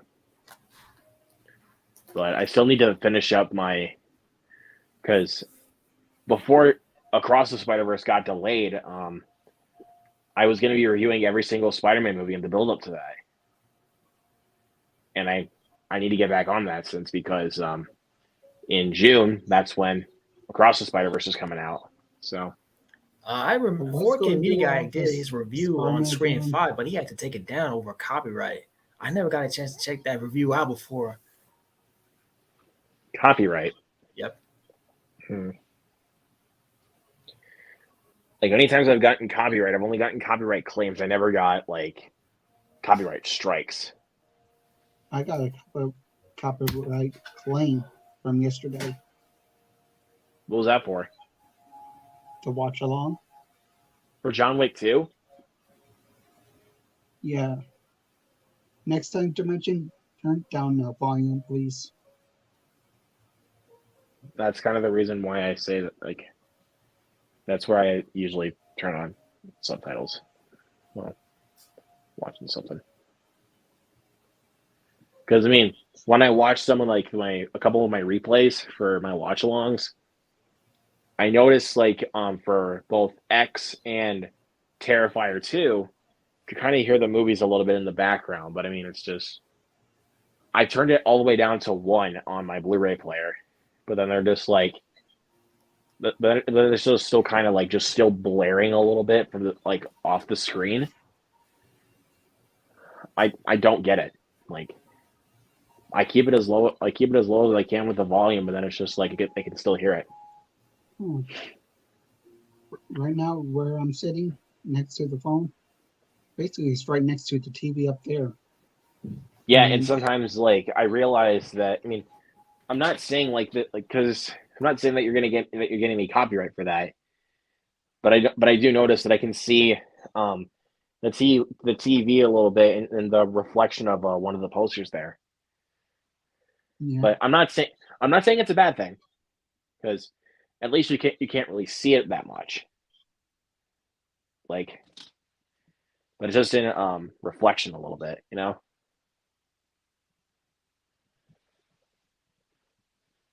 Waiting for the Best Buy Scream 6 Steelbook pre-order.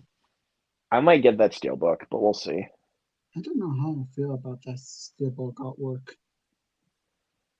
It's basically just the teaser poster, which I liked, with Ghostface in the subway. They That should was have pretty done cool. a different one.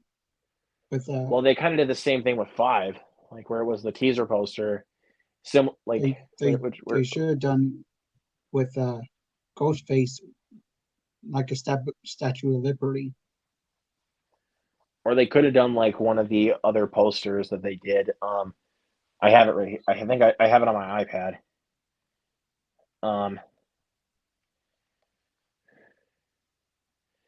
And no, I'm not thinking of the theatrical poster, in case you're wondering, because that's the one on the 4K cover.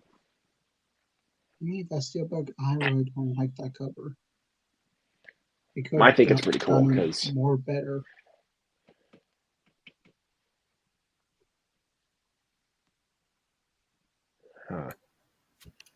It comes through on that. That's weird. Home Video Junkie says The Shining looks great on 4K. I need to get that movie, actually. When I was at Best Buy, there was one copy of The Shining on 4K. When I picked it up, loose disc. Nope. That's why nobody wanted it, because the disc was loose. And it was just one copy. And that's why I didn't buy the Sicario Steelbook that I found at Walmart, because loose disc. Because it was the Target one that they had in Target, which was just the standard Blu-ray, not the 4K that they had at Best Buy at one point. But that Steelbook, that Best Buy one is just long gone for Sicario. This I found at the pawn shop from Walmart. And I did ask for this. I didn't steal it, I asked. And they accepted it. They let me. Smart man. I like that.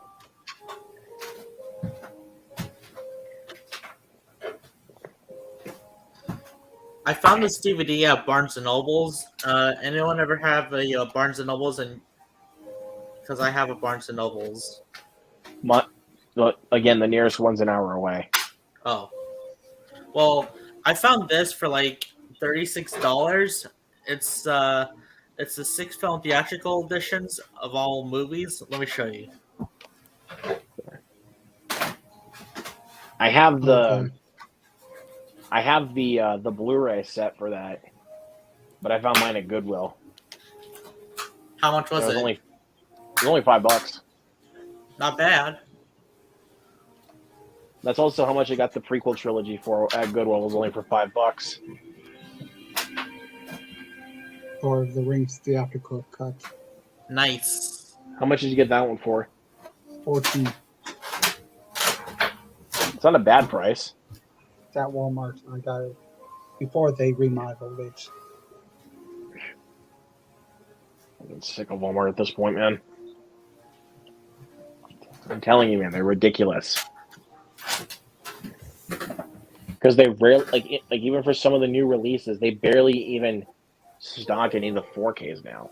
They only do that with some of the bigger stuff, like they did with Wakanda Forever, and then they did that with Black Adam. They never stocked in the 4Ks for Devotion. for Puss in Boots: The Last Wish. They never stocked in their 4K for that. They never did that with Smile. They never did that with Wild Wild Crocodile, and they never did that with The Woman King. I saw some videos that their Walmart did have the 4K of Boost and Boost the Last Wish. Did yours have it? No. But thankfully, I pre-ordered mine from Best Buy, so I didn't have to worry about that. Since I had the 4K for the first Puss in Boots, I decided to pre-order the sequel on 4K.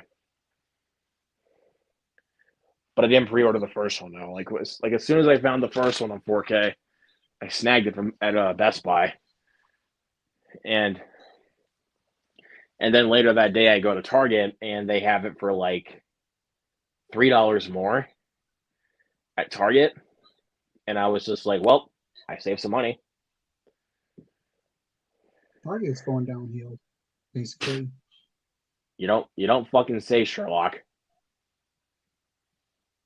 That's Because when I became Sherlock. well, if you're Sherlock Holmes, you can find it. Jesus Christ, man! Like because I was trying to think. And also there's security cases at Target. Like you ever see like any other like security cases? Yeah. They fucking damaged the slipcover. What's That's worse? The Spire thing. Where are they? I think I have it with me. Again, I just grabbed out so many from my shelf and just put them here, but I get the work done and put them away. So it was look at that a little bit with Violent Night. Look at the slipcover a little bit on the top. Messed up a little bit on the top. And guess what it was because of? Target's goddamn security cases.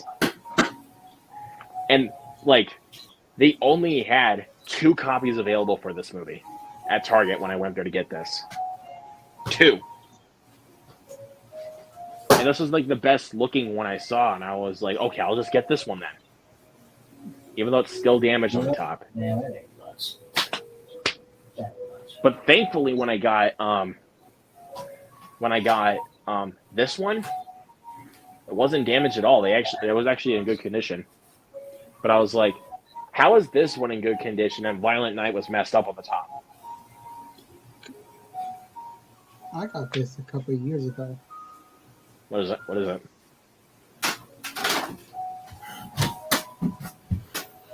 don't know how. You see the front, nice and clean. The back looks fine, but till you notice. Oh no! Oh no, dude! Was that? Did you get that at Target? No, from Walmart. and was the only copy. And I don't know how in the hell Because that's what it happened got with my tailored. Corella 4K. Like, it looked like it was in fine condition, but then this, like, the left side of it, the top of it, was coming off. Here, let me just go get it. Then a couple weeks after that, I found another slipcover of that same movie. All of them are minty. So basically, I got screwed. Yeah, but so here it is, and look at that. Look at that. It ripped off. It was torn. Like, it was torn like right here. So I just because, and I was like, well, there's not going to be any reason to tape it. So I tore the rest of it off. I brought a split from Target, and you can look very, very close. It is ripped right here. So Right I there. taped it. So I taped it. Wow. In fact, it was in those locks. Oh yeah, it's even down here too. Hold on. It's taped. Wow. Damn Target, dude. I'll get my No Way Home. Homepage 'Cause- says Dark Phoenix was so bad. It was. It's awful. Also, 4K Media My, says also needed to do a I'm gonna be doing. My gonna Best be Buy doing only that. had one copy with the slip of No Way Home on 4K, and I had to grab it even with this down at the bottom, damage at the bottom, Ah. and I had And to tape it up here. Wait. It was It's- ripped up there it- too? Yep. Wow.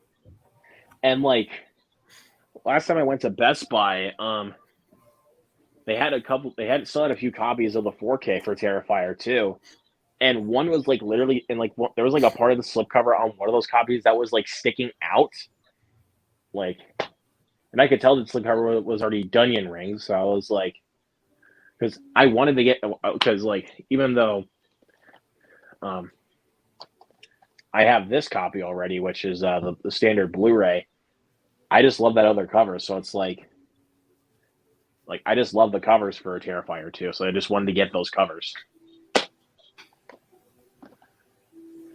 Even though I've kind of laid off of double dipping and triple dipping because I sold some of those that I did for like, well, I kept my Walmart exclusive Blu-ray for Sonic 2. I kept that because I also have the Steelbook, but I also got rid of my my Blu-ray for the Batman because I already have 2 copies of it on 4K. So Video says, I think the worst Spider-Man movie is Far From Home. I don't think so. I would disagree. Amazing Spider-Man 2 is the worst one by a landslide.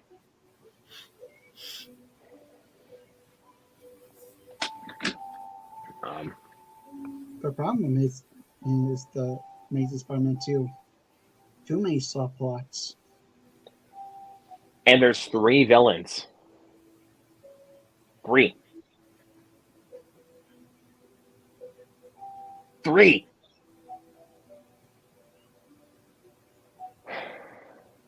Went Spider-Man 3 syndrome on it. I like Electro in that movie. He looks like the ultimate version. They just should have removed Rhino completely. Yes. It really was unnecessary. Yeah. And I hated Dane DeHaan in Amazing Spider-Man 2. Is that the guy who played Harry Osborn, or am I mistaken? Yes, it is. Because he kind of had that. that because he kind of was looking like Green Goblin.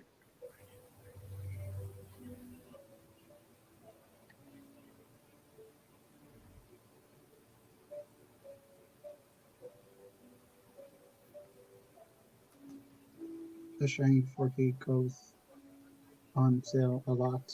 I think I'm going to look for that on eBay because I want all my 4Ks to have slips. All of them. Yeah, that's not. I don't think it's going to be any eBay much or luck for me. Macari. Yeah, we'll see what Because happens. I don't trust anybody that will bring me that on 4K without a slip. So I got to see a picture from eBay or Macari. Yeah, I don't know. Home Video Junkie says, "What's the best looking 4K you You each own What's the best looking 4K? Dune. Easily Dune. Are you talking about the picture quality? Because I don't even have a 4K player right now. And my TV is not 4K. It's only HDMI. He said best looking, so the picture quality. I can't judge that. I Mine don't would think this eat with- TV right now with me is not going to be changing anytime soon. Yeah, but if I had to really answer that question, it would easily go to Denis Villeneuve's Dune. Huh. Okay, So Cocaine Bear gets a 4K, but Megan isn't. I think Cocaine Bear honestly deserves it. I'm being honest. And I'm one of those people. I love Cocaine Bear. I thought it was awesome. What kind of movie is that? Are you being serious right now? So it's from the top. It should be a no-brainer what type of movie that is from the title. A bear does cocaine. And I goes know on it's a about rampage. I know it's about a bear, but is it horror? It's more like a comedy. How many horror? I mean, I could see it being a horror movie because a bear going on a bloody rampage, and that might be scary to that might be scary to younger viewers. So I could definitely kind of could see it being a horror movie.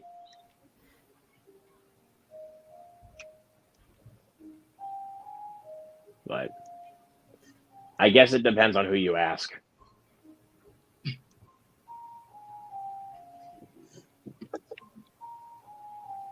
Because that's just the way I am. Don't judge me. And also, Home Video Junkie, it's my collection, so not yours. And another thing, it's my money, and I can choose how I want to spend it. Exactly. You got me? You got me? After you say it's my money, I think of that commercial. It's my money, and I need it now. Right. So,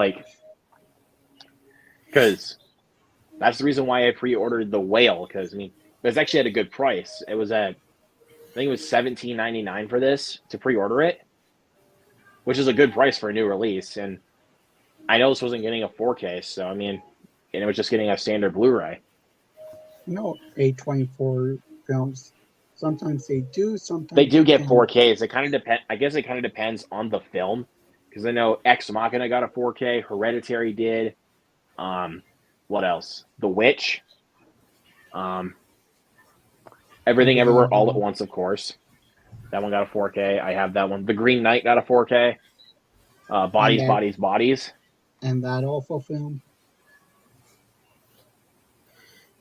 Bro, you're such a hater on Bodies, bro. That's a fun movie. Again, I'm just giving you shit. When I'm seeing that, it looked like a 16-year-old or 15-year-old wrote that movie. I felt like that was kind of the point of Gen Z. It's because it's poking fun at Gen Z people. Because we take that film very much so seriously, like more as a horror film. No. That movie's a satire.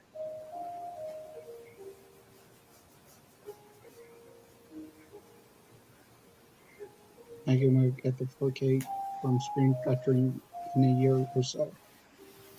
Well, speaking of Got it. Screen Factory, the next edition I want from Screen Factory is Zack Snyder's Dawn of the Dead. I want to get James Wan's Dead Silence on 4K. I want to one get point. the Freaky on 4K. And I might have Freaky? to get Halloween's 4 and Yeah. 5 because their Blu-rays seem to be out of print. I need to get 2, 3, no, not 2 and 3, 2, 4, and 5 for separate releases, and I'll probably get that box set, but I don't know.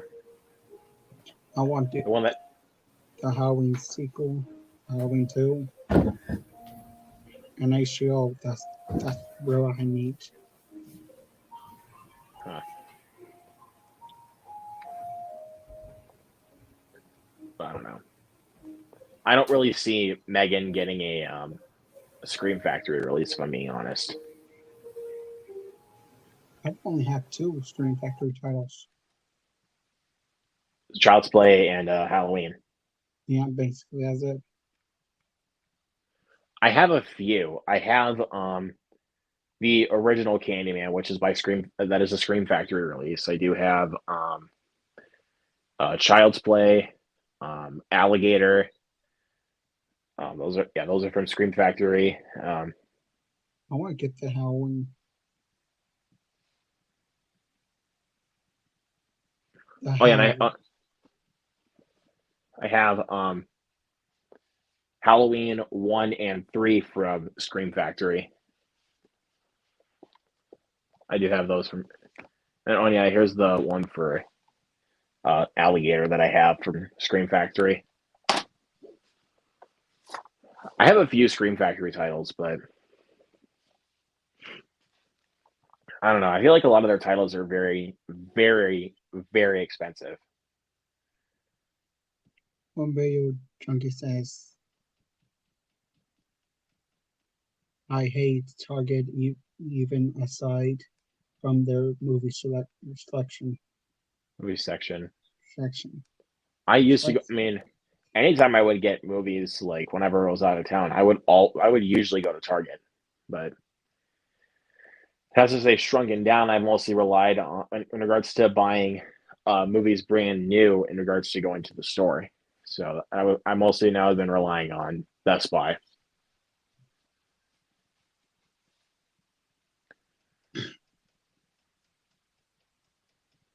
So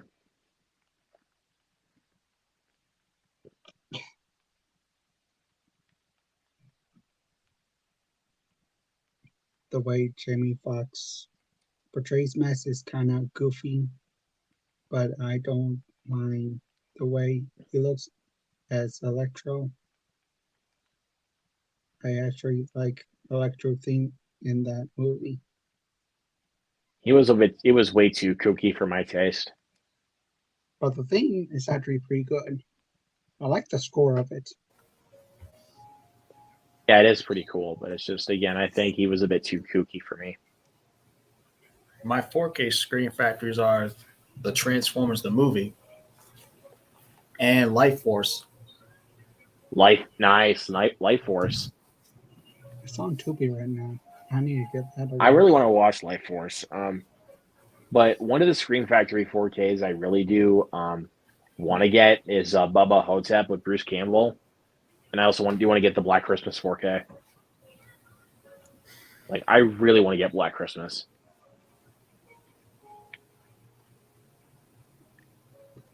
Top 3 A24 films. For me, The only A24 film I own is Lady Bird. That's it. That's it. Top 3. It would be Everything Everywhere All at Once, Lady Bird. I do not know what my third. Hold on. Let me. Because I have a. I think Lady Bird has one of the best looking Blu-ray slips. Mine is Everything Everywhere All at Once, The Lighthouse, I and haven't revisited that one in a long time. It's not a movie I rewatch all the time, but it's definitely real good. Freebird. No, not Free Fire. Free Fire. Free Fire, nice. Because I know I'm trying to find my A24 ranking because I have it on Letterboxd. Oh, here it is.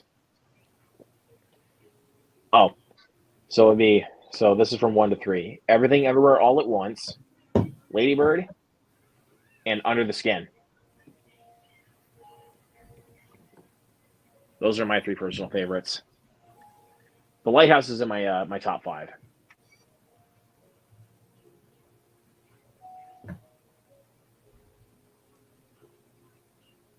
I love The Lighthouse.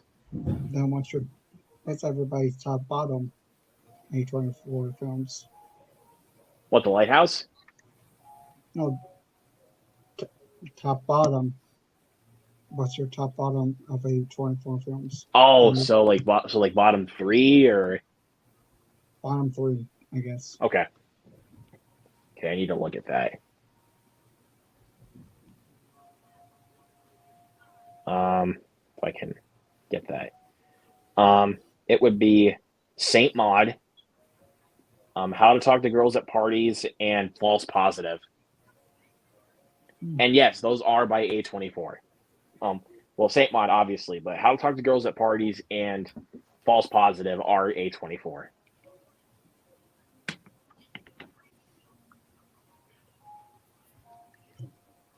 Because I remember when I watched False Positive, I remember seeing an A24 logo pop up at the very beginning of the movie.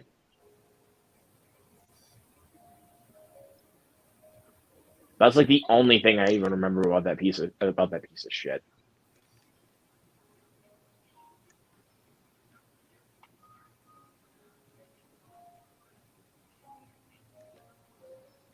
Hi, top bottom 3 is at the moment. Oh, and he just left.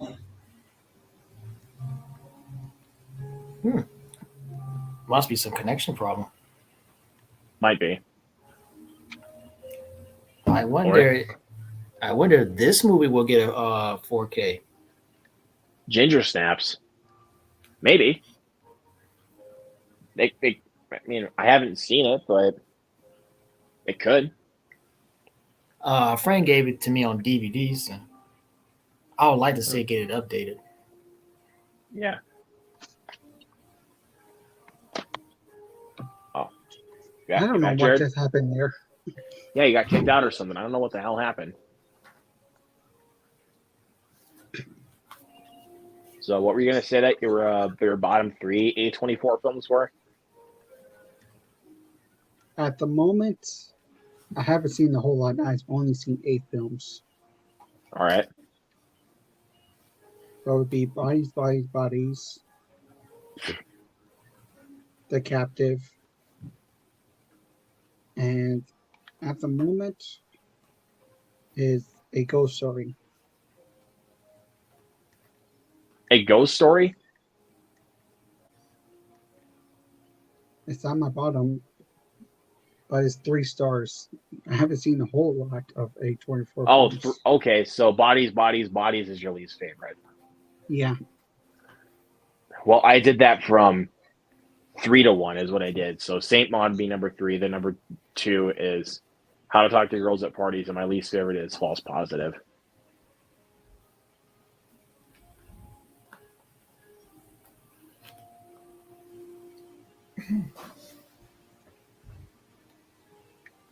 Can't relate.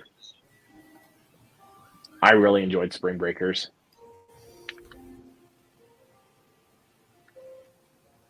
Hold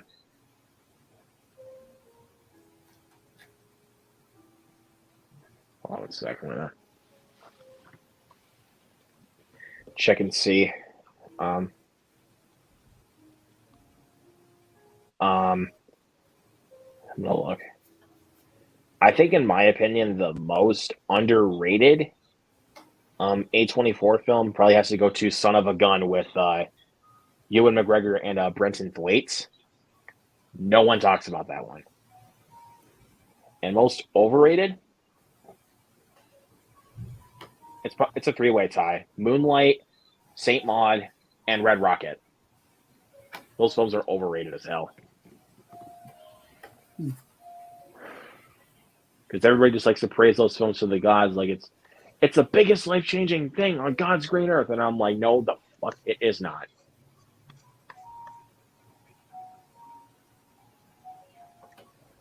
But I really like Bodies, but it's not like the best thing ever. Like some of my friends have made it out to be. Like it really isn't.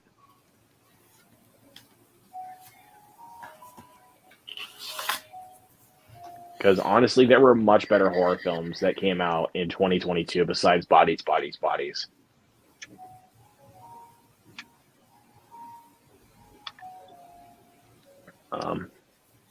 A big example,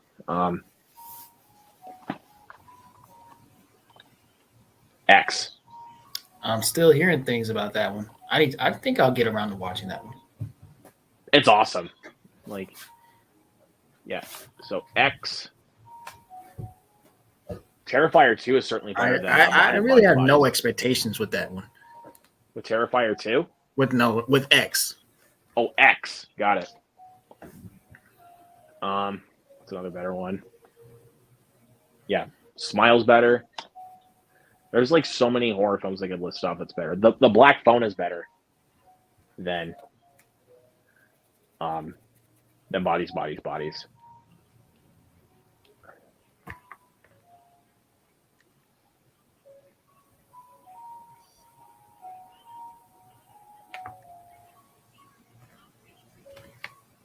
And then I just hear from people, oh, the third act was so lame. They didn't even take any risks. I'm like, shut up. You guys, honestly, like, because anybody that tells me that, I just feel like they don't even have like sympathy for because I've known like in real life that there's been kids that have gone through this type of situation.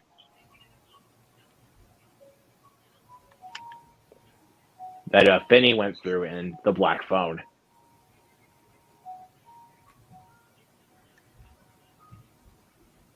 So I honestly really don't understand. I really just don't understand why people like to hate on it.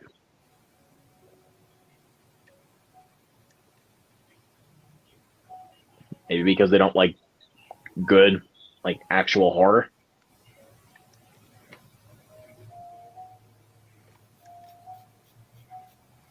Or people were just expecting it to be like on the level of Sinister, in regards to how it wraps up.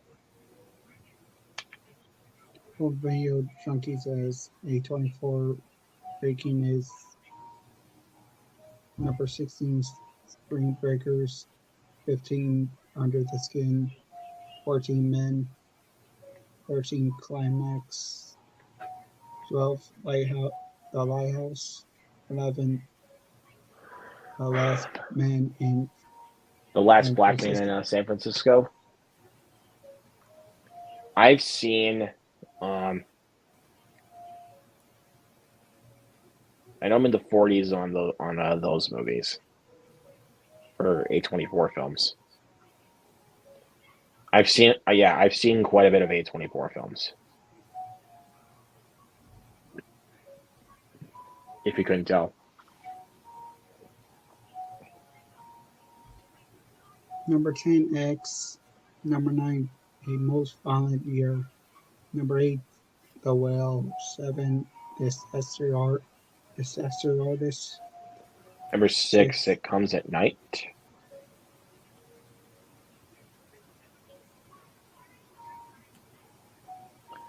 Um,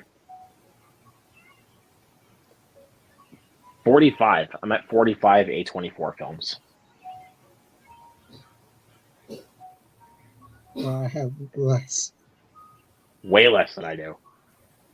Mind if I go ahead and tell you all of them? Go ahead. All right, so this is from 45 to 1. So False Positive, How to Talk to Girls at Parties, Saint Maud, The Adderall Diaries, On the Rocks, Hot Summer Nights, Red Rocket, Moonlight. I need to specify the numbers. 37 is Lamb. 36 is Enemy. 35 is Free Fire. 34 is Zola. 33 is Spring Breakers. 32 is Come On, Come On. 31 is The Spectacular Now. 30 is Men. Number 29, The Green Knight. Number 28, The Witch. Number 27, Room. Number 26, Val. 25 is The Lobster. 24 is Midsummer. 23 is 8th Grade. 22 is Lock. 21, Green Room. 20, It Comes at Night. 19, Son of a Gun. 18, American Honey. 17 is X. 16 is Pearl. 15, Climax. 14, Killing of a Sacred Deer. 13, Swiss Army Man. 12 is Ex Machina. 10, Uncut Gems. 9, The Disaster Artist. 8, Hereditary. 7 is A Ghost Story. Minari, number 6. Number 5 is Good Time. Number 4, The Lighthouse. Number 3, Under the Skin. Number 2, Lady Bird. And number 1, of course, Everything Everywhere All at Once. So yeah, I've seen quite a bit. Nice. What's up, Grant? Raising the popcorn with Grant, my dude. Should I just call you Popcorn Grant? Be a lot more easier. I kind of like that. I got to talk with him a little bit last night on Scream 6. So yeah. Thanks for talking to me about with that one, Grant. I had a good time. His number 5, Uncut Gems. 4 is Red Rocket. 3 is Lady Bird. 2 is Everything Everywhere. 1 is Hereditary. Hereditary, yeah, I love Hereditary. But Red Rocket, yikes. I mean, that movie's fine, but it's like, my goodness.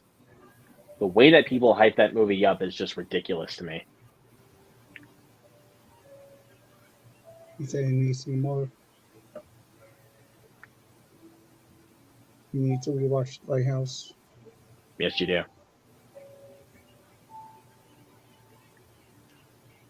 That's why I skipped it. Because I heard them. I'm gonna see that one on a matinee. I'm going for a matinee on that one.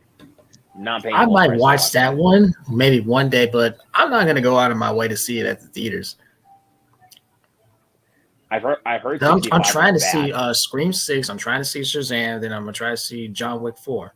So those are 3 movies that are good enough for me to go to the theater. Are you gonna see Dungeons and Dragons or Super Mario Brothers? I don't think so. Dude, if Super Mario Brothers is good, I'm gonna be telling you right away. Like, for Dungeons and Dragons, I've seen a couple of trailers. I don't really care for it. I don't think I have time to really. From first reactions, I don't have time to see all those movies in theaters. And from what I've been hearing out of the first reactions of Dungeons and Dragons, they've been saying it's really good. So makes me a little bit more excited. He's saying. I mean, just saying. I will admit, Mario does look great. And that the last trailer that we got, the final trailer was awesome. Like, I think I only saw one trailer. That's really all I need. Was it I'm guessing it was the teaser with mostly Bowser. Yeah. I figured as much. I've gotten the second trailer at my theaters a few times. Got that with Avatar, both runs of Puss in Boots, and then I just got it last night with Scream 6. And every time, I mean it, every time that trailer comes on, I'm hyped like a freaking 12-year-old kid. Like, you do not even know how excited I am for that movie. Popcorn Grant, do you want to be up here for a little bit? Let's see. I don't know. Maybe I'll ask my parents if I can go see 65 tomorrow in the afternoon. Because I mean, I still have one more theater coupon, but it's for like $10. So The way I've you been feel saying about okay. way about most modern movies, even Top Gun. I'm sorry, but Top Gun is way better than Red Rocket. And I'm going to clarify. It's Top Gun Maverick. What's another one that I think is better than Red Rocket? Violent Night. Sorry, Violent Night is better than Red Rocket. Red Rocket is just not for me because of what the film's subjects and like how messed up that concept is. I'm good. I'm good. Yeah, I want to see a Spawn reboot, but we don't hear much about it. Well, if they want to make a Spawn reboot, they better actually have the budget. Because if you watch the movie with Michael Jai White as Spawn back in 1997, I know. you can tell that in the last 20 minutes they were running out of money. They just stopped caring. They will admit that that they were losing their budget towards the end of the movie. Watch commentary on it.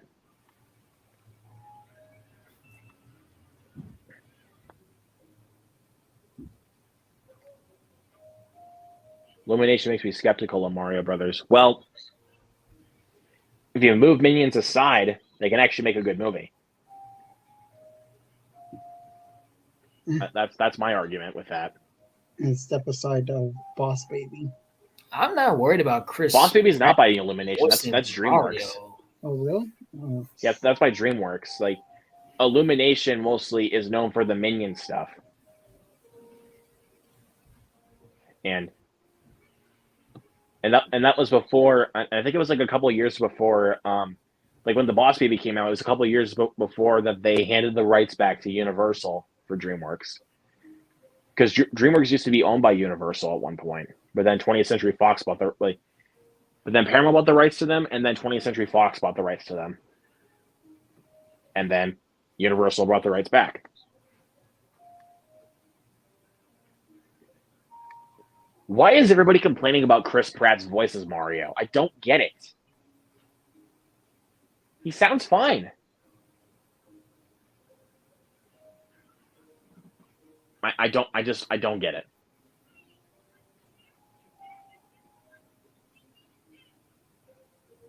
I get that he sounds like himself, but that's not a big deal to me. That's another thing that I was gonna say about with that dimension. That's another thing. People find stuff to complain about these days. Mario's voice in the movie. What's with the complaints? I don't see anything wrong. How do you want Mario's voice to sound like? What do you want? Mario's voices to be a goofy Italian accent for an hour and a half? Not me.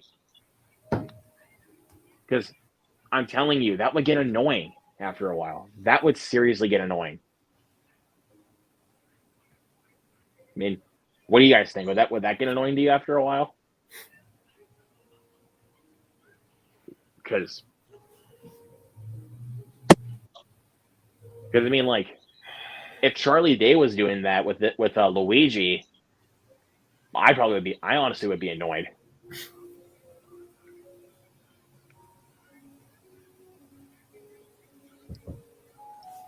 Or if Anya Taylor-Joy was doing a high-pitched Peach voice. No. So I don't mind that Chris Pratt, Anya Taylor-Joy, and Charlie Day just sound like themselves. I'm fine with it. Well, actually, now that I kind of think about it, Seth Rogen actually does kind of sound like himself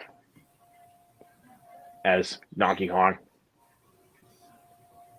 We got to hear a little bit more out of him in the final trailer. Home Video Junkie says Top Gun Maverick is good, but overhyped.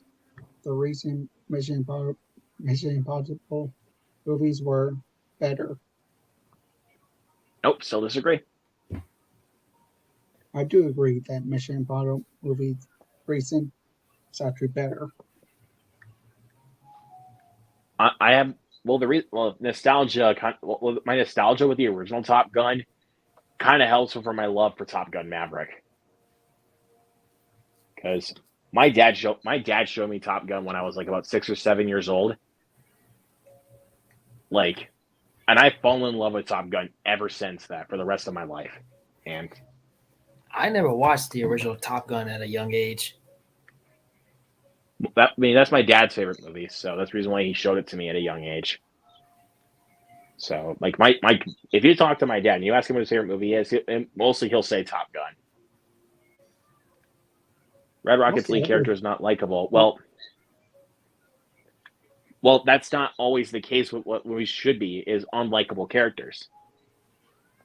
Like, I didn't connect with him. His performance was good, but his character is despicable. Like, I don't understand that. His character is despicable.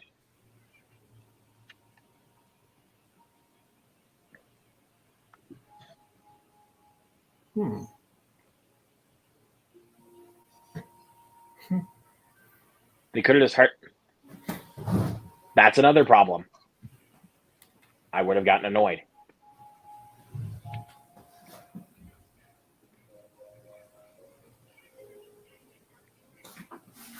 Because the thing is, like, you can't always, like, hire the original actors, because that's, like, to voice the characters that were also from the games. Because that's not always going to turn out well. It would be very annoying just hearing Mario say, "Let's go for facts." Listen to Charles here. Factual information. That's facts. That is absolute facts.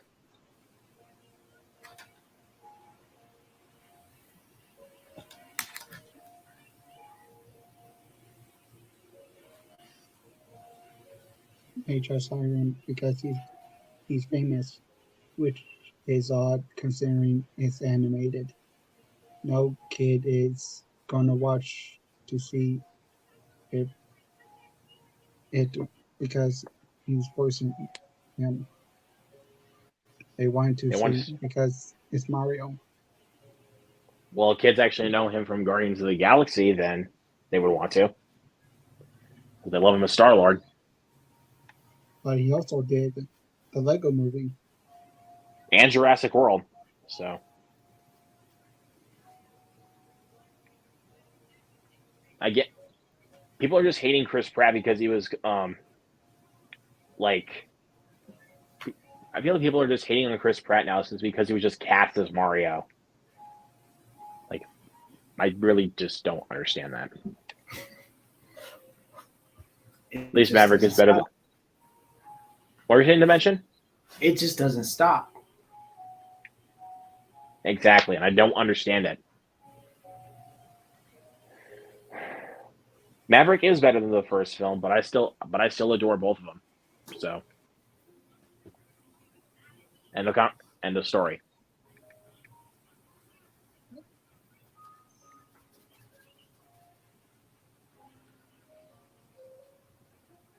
So.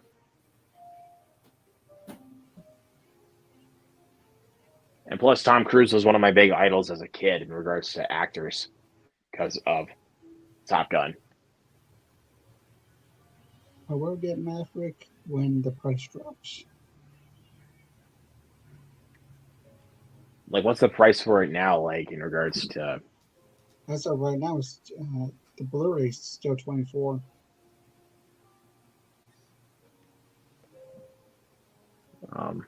It's still right here. I paid $35 for this thing, for this steelbook. I didn't mind paying that much because of how much I love this movie.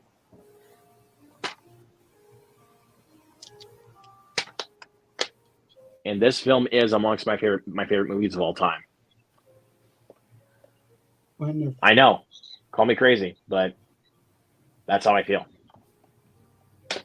When it first came out on 4K and Blu-ray, after 2 weeks, all of a sudden the 4K is just randomly gone, been taken off. Wait, at Best Buy? No, Walmart, That's weird. the 4K. Well, because I got my steelbook at Best Buy. Yeah, that was when I got my steelbook for Top Gun. It was when I got it at Best Buy. No, the 4K case. I mean, It's weird. So.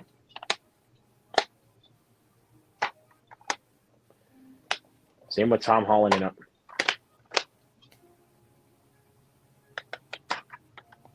I didn't mind what they went for. Doing a younger Nathan Drake. Even though I'm not an Uncharted geek, so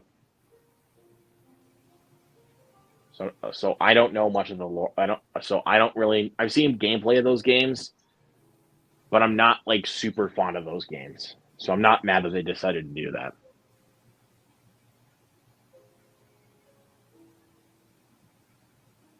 what's your box office predictions of Super Mario Bros? It's probably going to go on $100 million opening weekend, more than likely, because it's Mario. Mario's like the biggest like franchise in regards to kids video games. Because let me because I know the last like video game movie that came out, which was a kids movie, was Sonic the Hedgehog 2. I want to see how well that one did on opening weekend, because I saw that movie opening night. Theater was almost full when I went and saw it. The theater was almost full when I went and saw Sonic 2. And I remember a lot of kids were at the theater I went to for the first one. They were even dressed up in costumes. In Sonic costumes? Yep. And they were running around the theater. It sure was. In fact, when the movie ended, a kid spilled his popcorn nearly on me. Really? Wow. Yep. And it made... Wow, dude. Like, Sonic the Hedgehog 2 opened up with a $72 million opening domestically. But worldwide, it made $405 million. So I'm like, I bet a lot of people are good. I bet a lot of people are really excited for Sonic 3 because that actually teased a fan favorite. Me. I think that would honestly be my most anticipated movie of 2024 is Sonic the Hedgehog 3. I hope I can try to go see Sonic 3 because I missed Sonic 2 in the theater. This is actually going to seem kind of silly, but my most anticipated movie of this year, as well as last year, were video game movies. What were some of the other video game movies? Well, the one for last year was Sonic the Hedgehog 2. That was my most anticipated movie of last year. And this year, it's Super Mario Brothers. Since I'm a big fan of both of those franchises. And next year be Sonic the Hedgehog 3. That's going to be crazy, man. Like 3 years in a row, my most anticipated movie is a video game movie. But I couldn't even tell you what my most anticipated movie of 2021 was, if I'm being honest with you. But if I really had to pick, it probably would have been A Quiet Place Part 2, if I'm being honest with you. Either that or Ghostbusters Afterlife. Oh, Quiet Place 2 was great. Yeah, man. Love Quiet Place Part 2. I mean, I knew I was gonna love it anyway because I love the first one. Like the first one, awesome, but I will argue that the second one is better Mhm. because I feel like in the second one they actually had a little bit more stakes to it, and also it was a little bit more like intense, and I kind of had well, and also because I kind of have that little bias that I saw that in theaters, and I kind of had that good theater experience with it. So might be a little bit biased, but that's just me.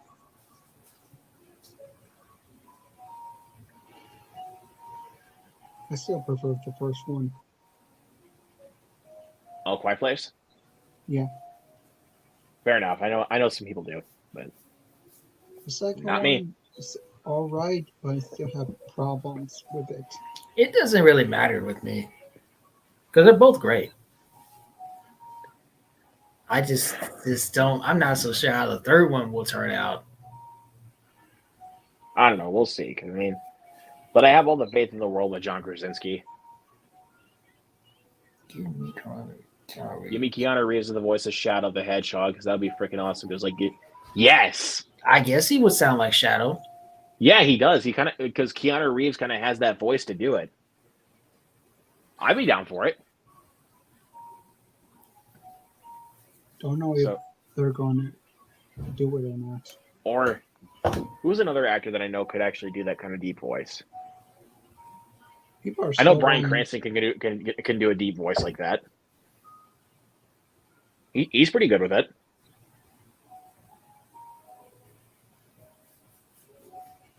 So I mean, think about it. Like it's kind of a toss up for me. Like who should play Shadow? Either Keanu Reeves or Bryan Cranston.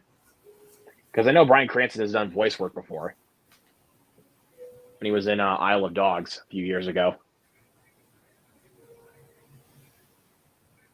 So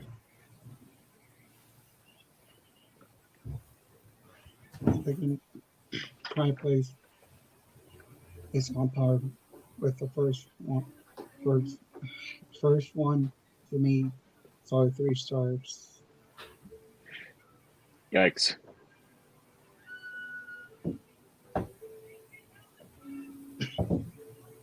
That's great to hear, I guess.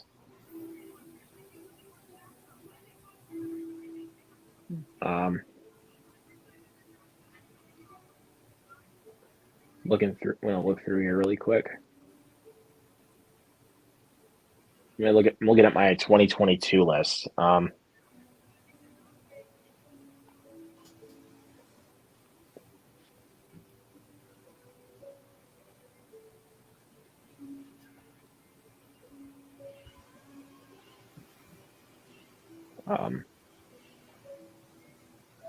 out of any of the movies that you guys saw in 2022, what would you consider to be the most underrated movie of 2022? It's kind of a tie for me. It's between Where the Crawdads Sing, Hellraiser, the remake, Bullet Train, and Amsterdam. I do not know. I'll have to go look back. Did you say The Bad Guys?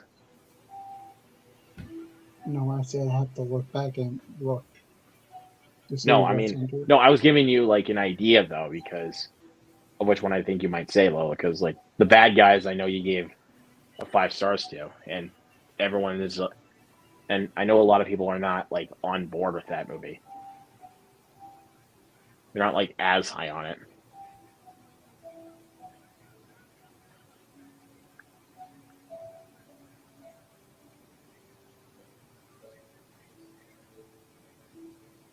It's just a little food for thought.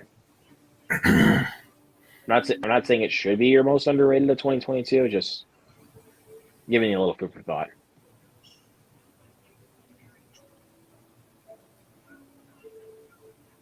Did anyone enjoy Lightyear? Me, Really? I've not seen it yet. I really enjoyed Lightyear. It's a decent one. Yeah, I really liked it. But I still prefer Buzz Lightyear Star Command. I've never seen it actually. I've never seen that. Buzz Lightyear I've, Star I've heard Command. I've heard about it, but I've never It's like actually sat good. down to watch it. But Pixar really hated that series. What? Yeah. That's Why am why I it's not? not. What? That's Behind why. the scenes, Pixar really hates the Dark Command TV show. So I guess that's why it's not even on Disney Plus. You can't even own that on DVD. That's just weird. That's just weird. That's why Oh, they were actually, another trying to contender I'd That like is to an throw in. underrated cartoon about Buzz Lightyear. Wow. But another mention I would like to throw in for underrated of 2022. I know there's people that love it, but it mostly got mixed reviews. Babylon. I just recently watched Babylon. I thought it was great.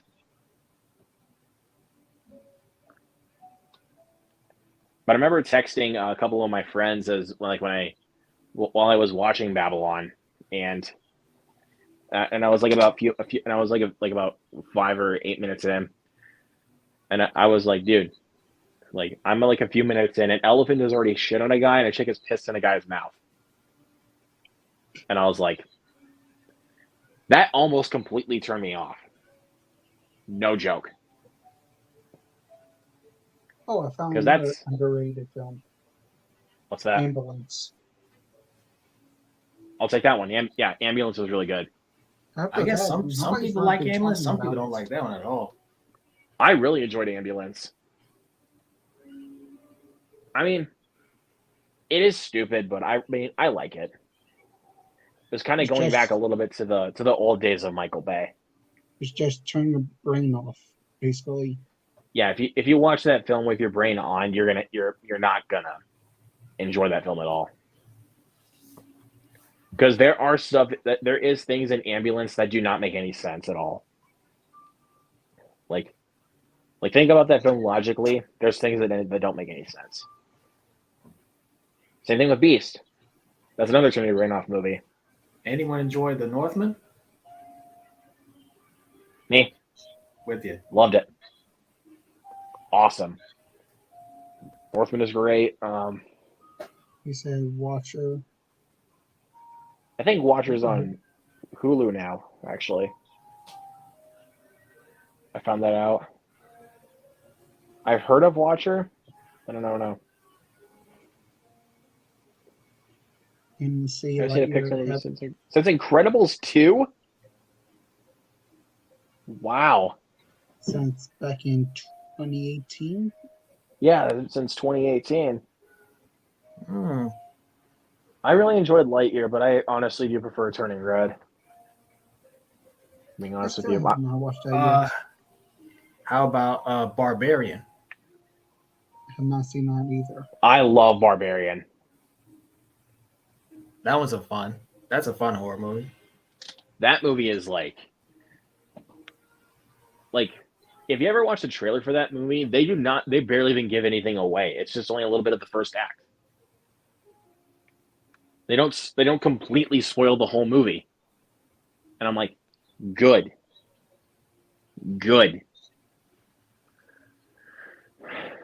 I don't know. I just felt like the first 15 minutes of the movie were just a little bit off for me. But other than that, I love Barbarian. And can we just please get a physical release for Barbarian? Everyone's demanding a physical release for that one. I want a physical release for Barbarian. There's also another film that also is not getting a physical release. What's that? I forgot the name of it. Isn't it by the same company though that did Barbarian? Yeah, Let me guess. Is it See How They Run? yeah, that'd be the one. Fuck off. Fuck Disney, dude. Here's a movie. Here's a movie I want on physical from 2022. Prey. Give me Virtual Fist Bump Third Dimension. Yes. Well deserved. Prey was just awesome. Video Junkie says Whiplash is my favorite of Is a mine. favorite of mine. Want to see Babylon. I think you might like Babylon. Oh, um, I know somebody who made a VHS of this. I want to see an actual Blu-ray release of this movie. Glass Onion. Oh, the Knives Out 2 sequel? Mm-hmm. 50, Give me a 50. physical, because if All Quiet on the Western Front is getting a physical release, give one to Glass Onion. Because yes, Jared, All Quiet on the Western Front is getting a physical release. I don't think that'd be the U.S. It actually is in the U.S. It is. I'm not even kidding When I you. checked it, it didn't say U.S. I'm not even kidding you. It is a U.S. release.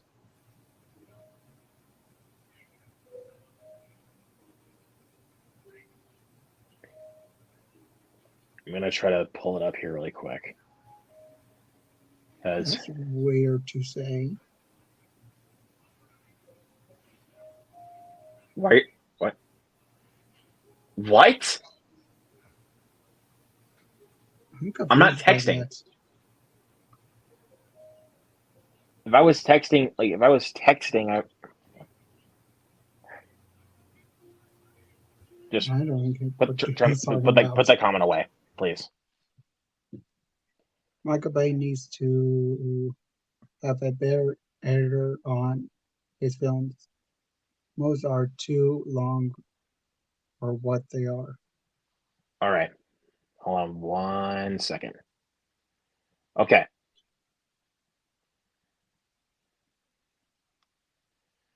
So I'm on Blu-ray.com right now. I'm under the U.S. label.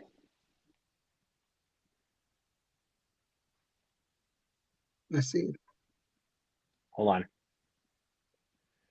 I promise you, I'm under the U.S. label. There you go. All Quiet on the Western Front is getting a U.S. release, physically. Hmm.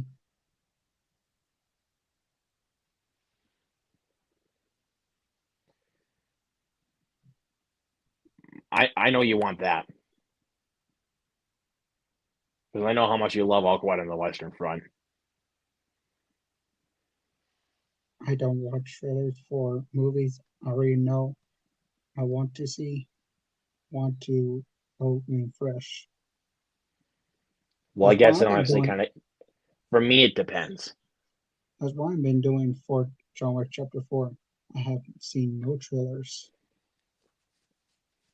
It honestly kind of depends on what movie it is. Like, because there was plenty of movies in 2022 that I had not seen a trailer for, and I went in and I knew what the movies were, but I never watched a trailer before I actually watched the movie.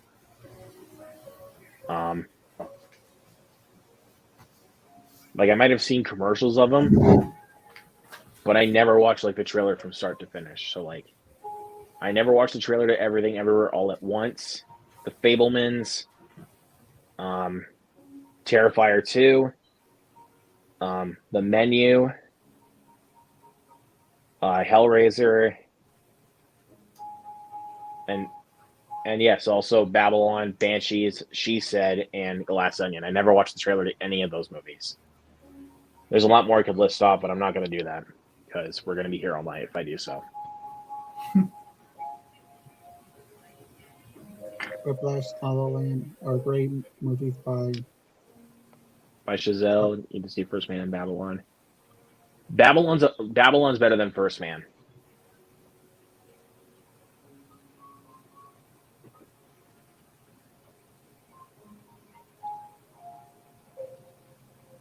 I'd say they're about on par.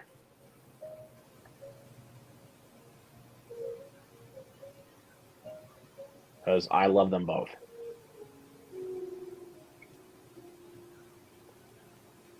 I mean, especially Glass Onion.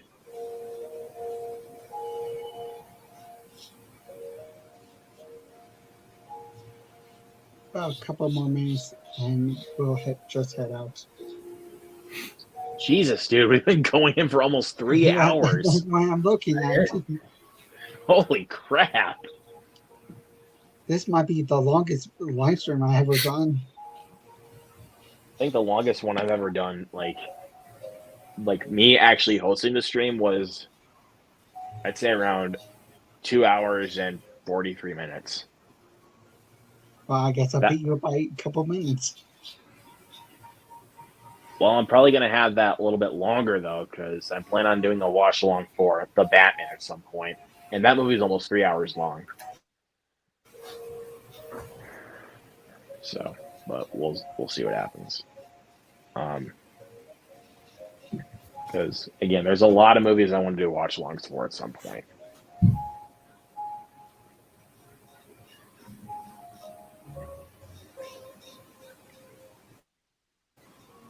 Especially since there's a lot of movies I want to show too. Fritsky. I was But- going to do the Transformers, all the Transformers movies, all the way to Rise of Beast, but I scrapped that. That'd be And I too think that much was for actually me. kind of a smart decision that you scrapped that. If I'm being honest That'd be with you, just too much. because even if you have to go through freaking Revenge of the Fallen, Age of Extinction, The Last Night, those atrocities. Yeah, I'd be like. I mean, I know you wouldn't make me do it, but if I was like forced to do it, like I would be in pain. Because I'm telling you, I'm not a big Transformers fan. Even though I love one, I really like Revenge of the Fallen. No, Dark of the Moon. Dark of the Moon. I really like Dark of the Moon, and I really like Bumblebee. But I hate Revenge of the Fallen, and I despise I have Age of tons. Extinction in The Last Night. I have tons of Transformers from Revenge of the Fallen.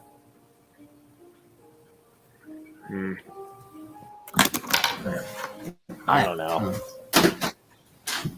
Like, and I'm not really all that excited for Rise of the Beast, honestly.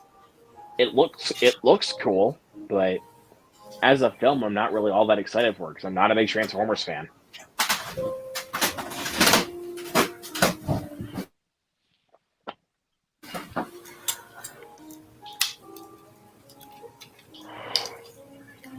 Oh, here's a few of them. This is Thundercracker. Nice. This is Shockwave. This is the Dark of the Moon Shockwave. Yo, that's dope, bro. That is dope. RC. This one's probably my Nice. favorite. Yeah, that one's pretty cool. Here's Grimlock. Yo, that's pretty awesome. I'm not gonna lie. Yep, I used to be a collector of all the toys. And I have a bunch of them in here. Dang. Yep. Big basket full of those. Like I got the side swipe from Revenge of the Fallen. Oh, that's cool. I like that. Drift. Nice. A G1 Optimus Prime. Oh, dude, that is just awesome right there. I love that. I also have a necklace. Yo, that's awesome, bro. Yeah, another side swipe. This one's actually based on his design in Dark of the Moon. That's pretty cool. I think I like that one the best. And I also have Revenge of the Fallen skits. You know, one of the twins. Yeah.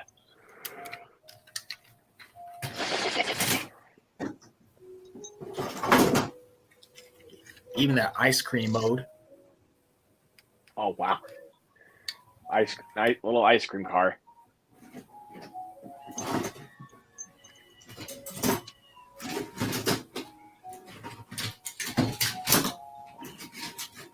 Even Mudflap. Nice. That is nice, man.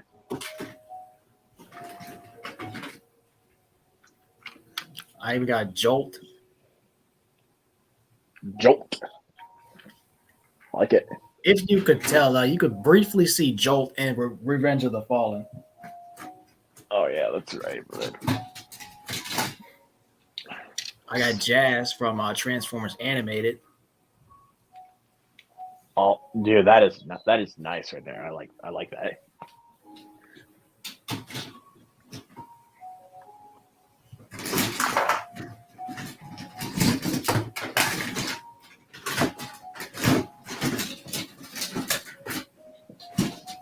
Yeah.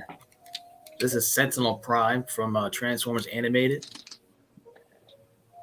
That's a pretty cool one right there. I like that one.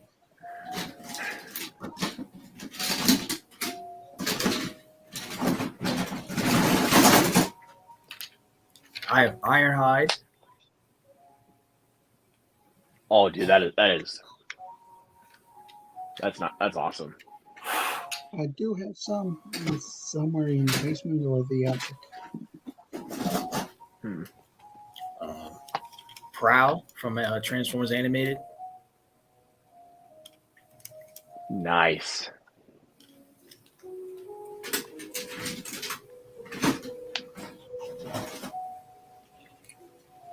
Knockout from Transformers Prime. That looks really nice. Huh. I'm looking at Willie from Revenge of the Fallen. I'm kind of noticing a pattern that you got a lot of the ones from Revenge of the Fallen. Right. Not saying it's bad, but I mean, because you used to collect those back in the day. Yep, I sure did.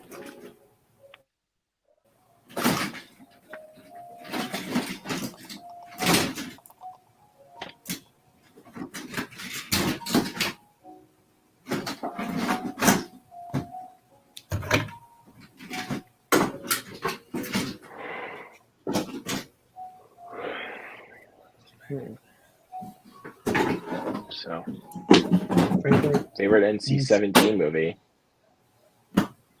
Probably Terrifier 2. That one's not rated, but I mean, that one definitely crosses to through NC-17 territory. It's another good one. Orgasmo's another good one. One from Trey Parker. I know I watch the naughty stuff, but look, dude, I'm old enough now. I can watch whatever I want.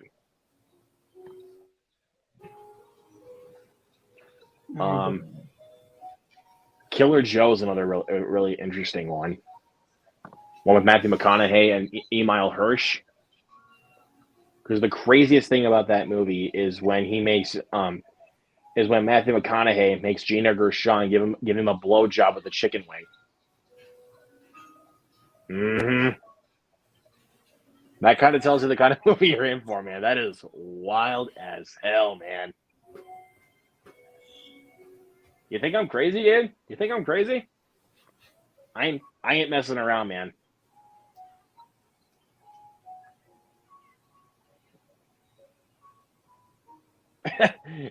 I just let Jared speechless. It's the truth, man. There's actually a moment where that actually does happen. Weird. I know. I watch a lot of weird shit. Don't judge me. I watched weird shit too. But I think probably I don't know. I can't even tell you what some of the weirdest films I ever watched were Killer Joe. Killer Joe's one of them. That's a weird movie. Reanimator. Reanimator is on top of the game for the weirdness because there's three things. One, a zombie walks around naked. A zombie tries fucking a dead guy, and a severed head tries going down on the chick. That is weird. That happens. I'm not even kidding you. That does happen. And that's just in the first Reanimator. Like, I've only seen the first one. yeah, I mean, well, and their H.P. Lovecraft, yeah, it is an H.P. Lovecraft adaptation. So if you watch any of those movies, you should know what you're in for. They're pretty wild. Mulholland Drive is NC-17, or is it just very strange? Because I know Fritzky adores Mulholland Drive. He's a big David Lynch fan. I really like David Lynch, but I'm not like a diehard fan of him. I think you should know that by this point. Because I didn't like his Dune movie, and I didn't care for Eraserhead. So, even though I really liked Blue Velvet, I loved The Elephant Man. Okay, thank you for clarifying. I didn't know for sure because I've never seen Mulholland Drive. I've never seen it. You love the Elephant Man. But that movie, that is not one of those films that is very rewatchable. That movie is depressing as hell.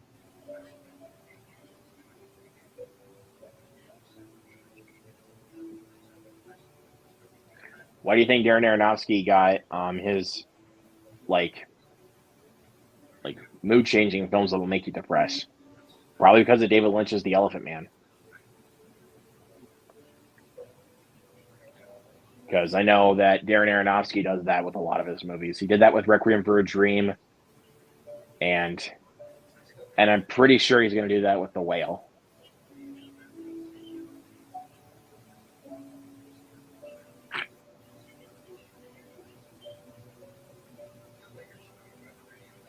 He's doing film that's so bad. He turned it off. It is terrible. That movie put me to sleep. Like, I feel like it was like halfway through the film and I was like... Some people are feeling the same way with the newest one. The new one is easily better.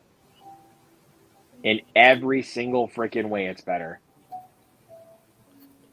Dune, I did watch the new version on HBO Max one day.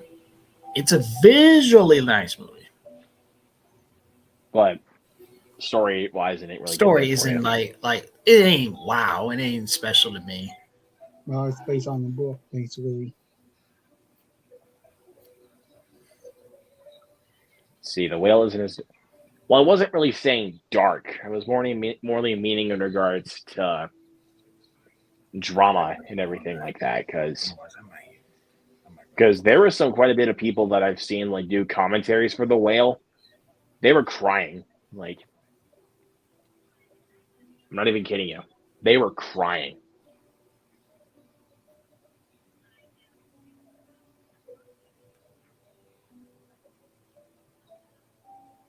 Oh, God, dude, I'm going to cry even just thinking about it.